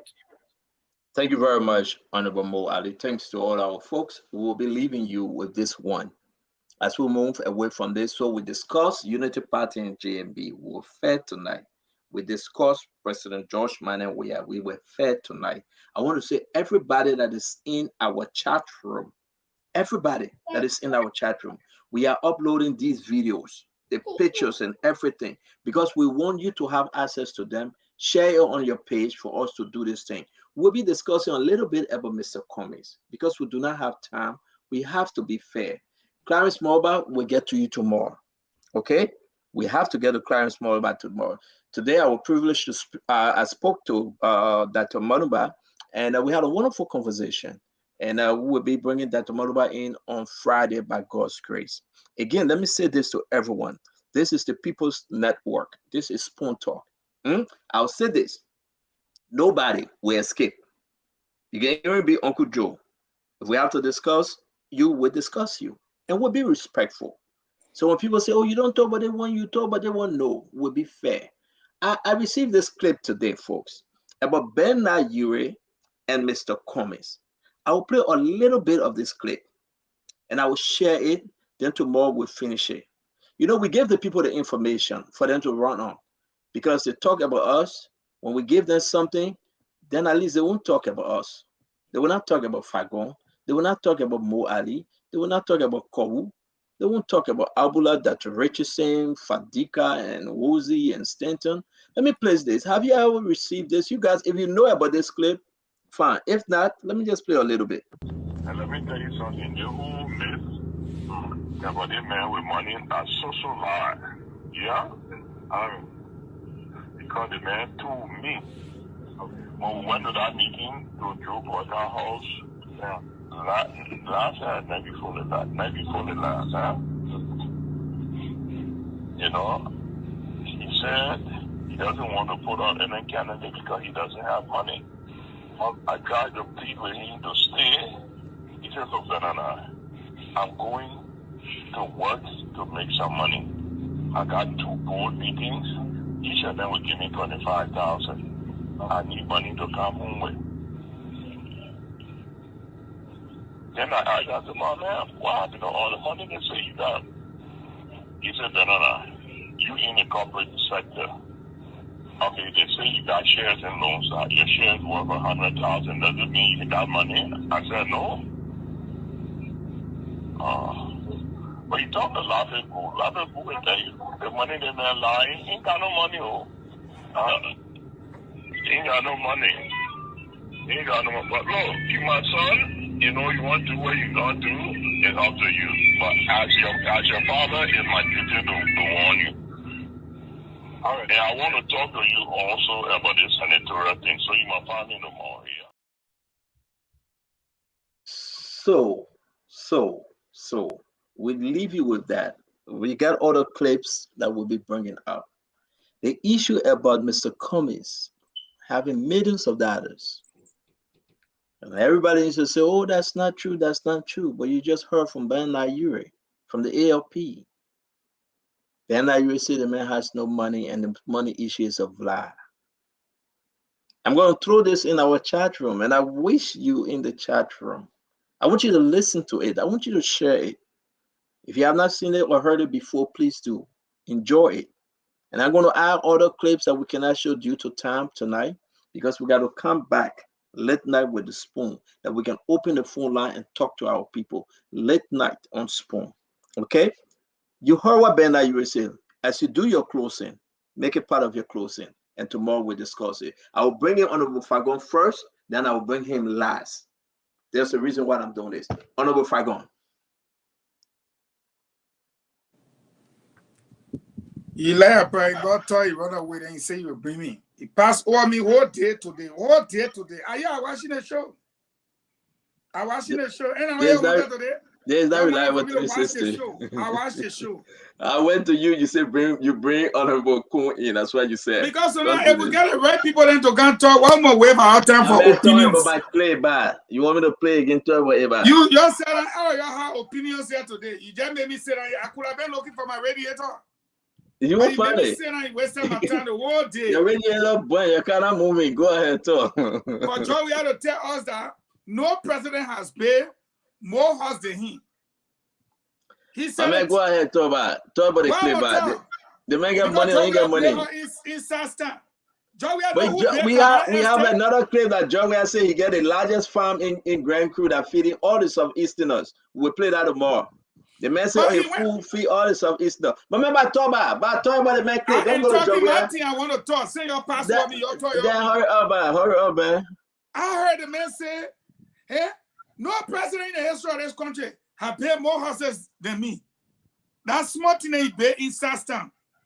That you pay Cabral Estate. That you pay Matari Estate. That you pay New Joy Estate. That you pay Stevie Toba Estate. Look. Oh, Jesus. We pay the military hospital. You even know how that military hospital, OT Saga, I was there. But at the end of the day, the barracks that Samuel Doe put soldier people in, say he built a police barrack on Ken Johnson Road. So where I pay any police barrack? They even renovated barracks then. I mean, when you coming on about Joe, we'll finish with Joe, but we're talking about comments number. Tell your own, you wanted to talk. But I'll come back to you, man. I'll come back to you, man. Leave me alone. This is not come out of me. Yeah, bye. Come out of me. And you come out. Sam. You know, let me finish that. One day, your useless brother-in-law had press conference on me, you need. Now my name. He shut us all day and said, oh, he even know why Joe Bagger hanging out with me and you. They see Yaka come here today, he say, why you can be fighting each other. There's a reason why he told Yaka to get off the show and go. I told Yaka. Yes, because you know I was coming for him. I told Yaka. Yaka went after you and myself. I said, and we didn't do nothing. We were even promoting Yaka. Yaka has some kind of press conference on Joe Bagger. He follow you. Look at Eugene Fago. All the criminals on Spunta, he finished with us now. Then you mute today. We're hearing noise from your end. So for me, I ain't got much to say. That my closing here is what we never see before. We brought Thomas and follow SKD, and I play opposite Lone Star. Which one be? We want the whole nation. We lock it down. The be political. We are the market dog. We like them for Tomo Fala. We spend more money in the Biol and market talk. We went to District 13. We put people here on the Biol and market talk. I'm gonna name all the things. Look, when you put Lapa Osa, you know for Lapa in Morovia, you put T-shirt, you put beret, then you show motorbike. You say people should come for the share. The motorbike you show on TV yesterday, you stand on. How many motorbikes were there? And you tell people to come for free motorbike. They will not come. Look at the brand new pickup trucks. You tell them to come, they will not come. Look at. Then I mean, you want to put my mentor. I mean, you burn by. Go face it back. Let go So on. at the end of the day, look at motorbike, all behind the building, all in front of the building. Police people, sheriff, didn't even get one. Look at motorbike. And after you show that kind of thing, and you spread the news that y'all be giving off free motorbike, what do you think will happen? Look, the campaign even starts. If the people did it in 2015, 2016, 2017, 2018, 2019, they will do it in 2023. You bring rest, they will eat it free. You bring motorbike, they will ride it free. Thank you, Fagon. They will people inside free. Thank you, Fagon. Thank you very much. Mommy, you know, Fagon, you know, he very frustrated because he was driving somewhere and whole radiator blew off. He took water and put it inside and make it worse. The whole car is dead. He took the picture, he sent it to me. I will go ahead. I'll go ahead and post a picture. Let me find a picture. So I'll post the man picture. And, you know, and the man will get to talk for your daughter to sit down. I can have missed it. They put it here crazy. I go pay the woman the money. The woman can tell me, say, when you tell the daughter to sit down, the daughter sit down. You all the time, you say, I want to pay the woman. Tell the poor man, pay the woman. All right, leave it alone. Let's go ahead, women. You bring the daughter for 2-week vacation. The woman said, bring the dog for 2-week vacation. I said, where you living? You live in Busa Quarter? She said, huh? I said, no, let's stay. Dog going on vacation. Yeah, I listen. My closing will be twofold. I listened to the clip from, you know, allegedly from Mr. Bennett that you were referring to Cummings. For me, two things about the whole Cummings situation. One, I'm a strong disbeliever that the best candidate for president is the one that has a big pocket and all the money. I disagree. So you not having money should not be a barrier to you becoming president of Liberia or a leader. So I disagree on that one. But the problem with Cummings is this. He created the impression that he has this money, he has this connection, and he coming to give money to people. Currently, he's in crisis. There is serious crisis within the ANC, within the CPP. The district coordinators, who expectation they took to the rooftop that they will have their own pickups, they will have their own campaign resources. Coming to America, I listened to him on recording. He said, we're not the government. But if the government pour $100, we'll match it with $100. All those statements were raising expectation in the communities. Now, less than 3 months to election, the people cannot see it. People cannot feel it. He's not even having a conversation with them about it. So they are disappointed. They are frustrated. Some of them see him as 419er. They may lie to us. He just wanted to use 419 to get into the campaign process. And all those things are happening. But yes, I disagree that to be the president of Liberia, you do not need the biggest pocket. You do not need all the money. What you need is, you need the ideas. You must have the commitment. You must have the character. You must be ready to solve the country's immediate problem. That's why we support Bongo, because the immediate problem in Liberia is corruption. And he is the best candidate to address that problem. Thank you, Mohammed. Thank you very much. Sam? Sankara, you have internet problem. Cole? You want to go, Cole? All right. Yeah. Yeah. Go ahead, Sam. Go ahead, Sam. Go ahead. All right. Let me close 1 second since I have a funeral service. Okay, man. Go ahead. Yes. Thank you, Sam, for your patience. I just want to say I listened to the clip and I concur with Mambe that our leadership is not up for the person with the biggest pocket. We know usually people would do that to fool our people that they do not need national wealth because they are already rich people and they are highly connected, and most times it proves to be the opposite. Matter of fact, they're very strategic. They know how to get our resources out. They have a lot of friends. They have lifestyles that they have to support. So I don't know, when you say money, it's the relativity of how much money someone has. Yes, Mr. Cummings may have said that to Honorable Ure, as he said in his statement. I do not also believe that Mr. Cummings is a poor man. He may not want to spend his money, but if you look at the facts of his career path, I know he's sitting on some good money. He may not want to share it with the party or the Liberian people. I do not believe. Sometimes rich people who have earned money, they have a way of acting poor. Maybe with those were one of his days when he said, "Oh, man, I ain't got much, man. I got one friend. I won't call his name yet. He got some money. When he wants to spend it, he don't like to use the word money. He can say, Mimi will have to find some resources to campaign. He can start using the word resources of respected big brother. He's even in these races for Senate. So I will leave it out there. He will start using resources in place of money. So sometimes people be very, very measured when they talk about what they have. I do believe that I'm not a supporter of the Cummings campaign. I do believe he has some money. It's up to him how he wants to spend it. But the good thing is that's not what our voters are going for. They are going for the experienced leadership of Honorable Joseph Yima Boyka and the humbled career path of Honorable Jeremiah Koung. You heard it in his voice today. Someone who rose from nowhere and worked so hard to get where he is. Thank you. So I will just continue to admonish our people to not be deterred because of campaign, motorbikes, and all these things. Support Honorable Joseph Yima Boyka for a new and better Liberia. Thank you, and I'll listen to the late night show. Thank you very much, and our sympathy to you, whosoever that passed away. Thanks.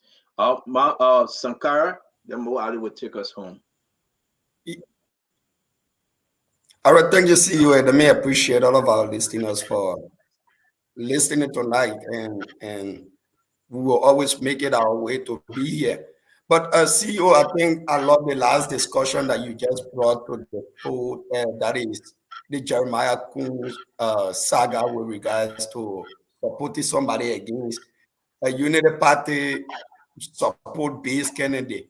And I think that argument just put to rest today the quote unquote argument by the unity party that Madam Salif is supporting my candidate, Dr. Clarence P. Moniba. The United Party want us to believe that Jeremiah Koung is not supporting this individual against Yeke, or the United Party is not supporting somebody against Yeke, but we want the Liberian people to believe that Madam Salif is supporting my presidential candidate, Dr. Clarence P. Moniba. So thank God that today the Unity Party can say here clearly that it is the constitutional rights of individuals to contest at their will and pleasure.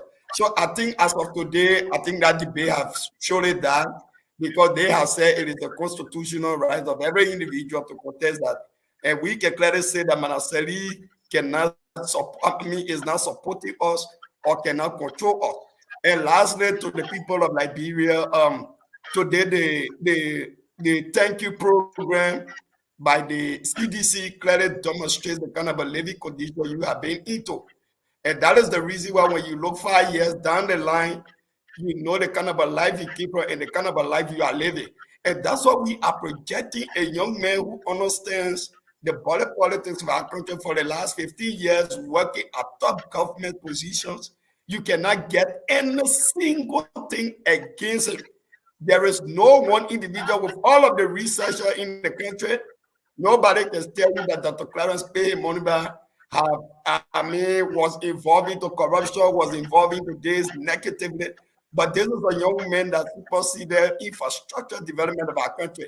That today the United Party people, all of the projects, that they will be boasting of during the campaign time, where they will want to be projecting Joseph Yima Boake on. It is this young man who superseded all of those projects that, yes, indeed, he comes with a very clean record, an impeccable record, a man with experience.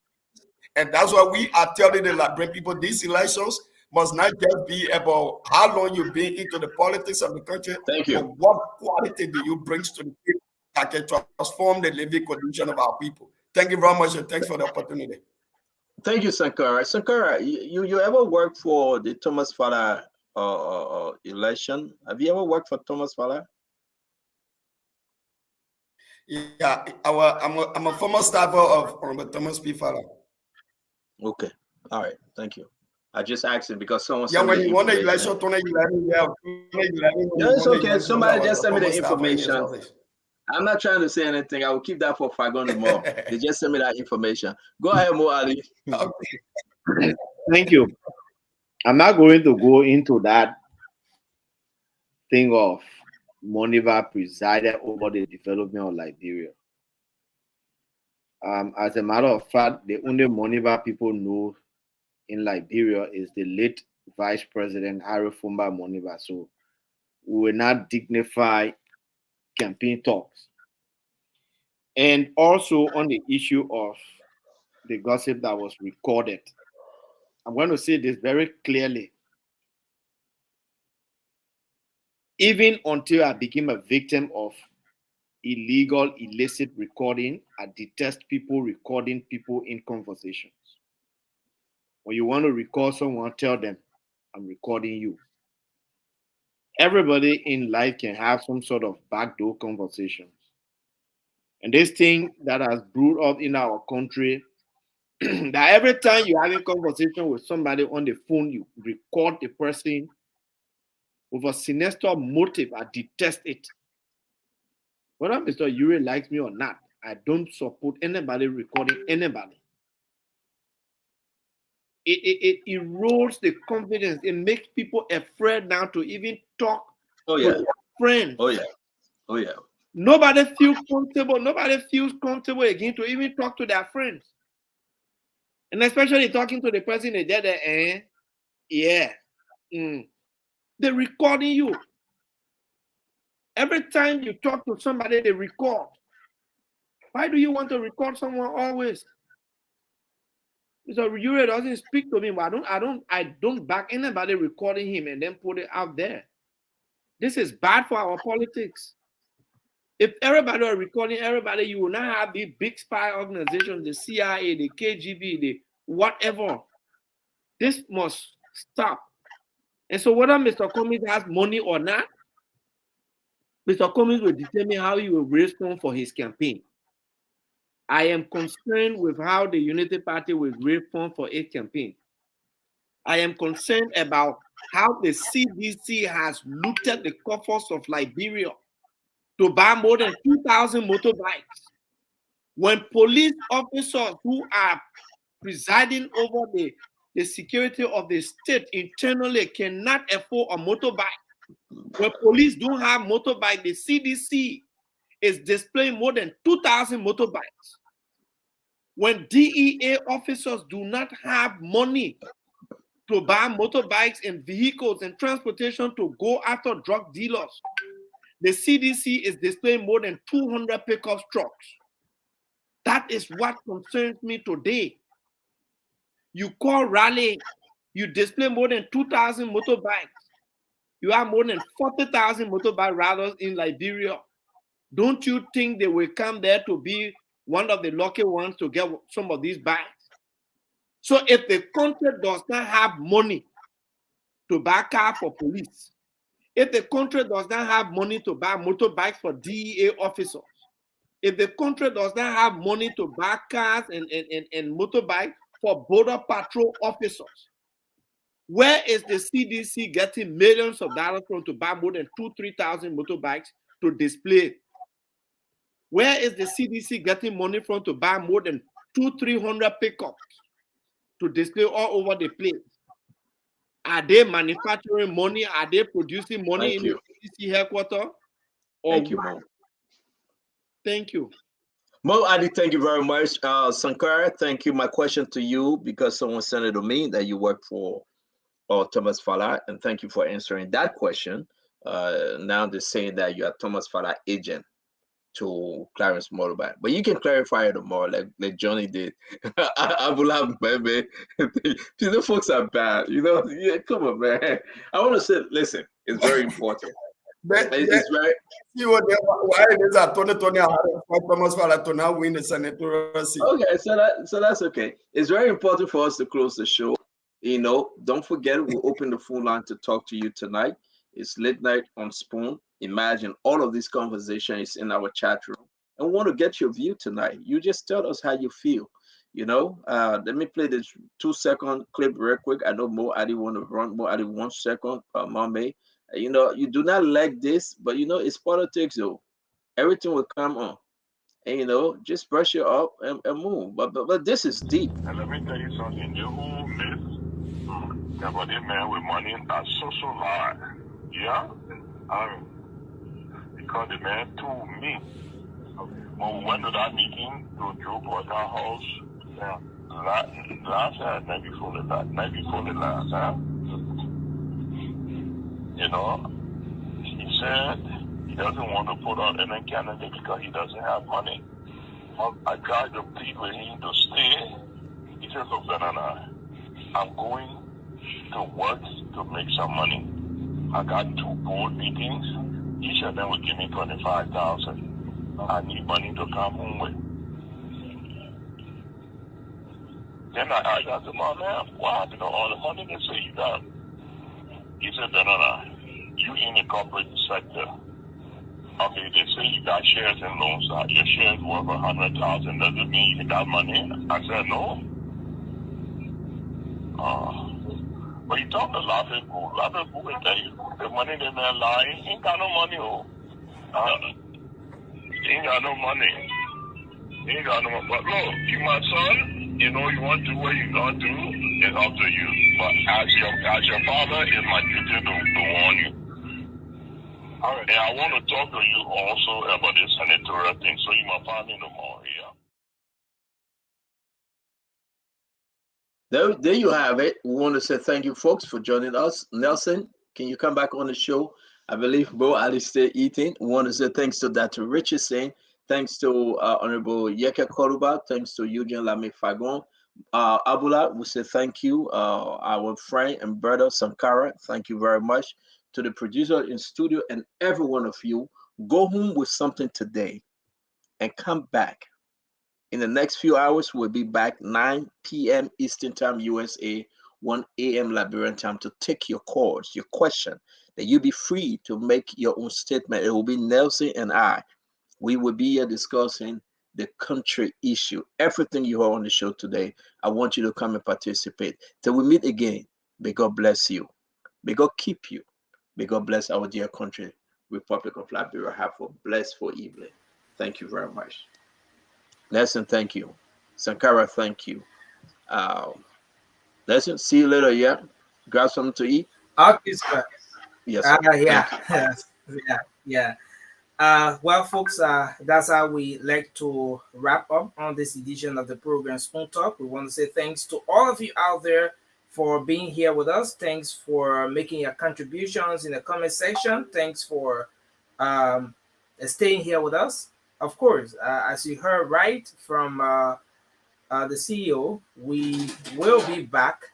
We will be back here on the late night conversation shortly when you have the time to make your contribution. But until then, I'm Nelson Colette, and keep posted as we come back for the late night politics. Yes, sir. A special one from the CEOs there, coming with the small. And your boy, Friday the South, man.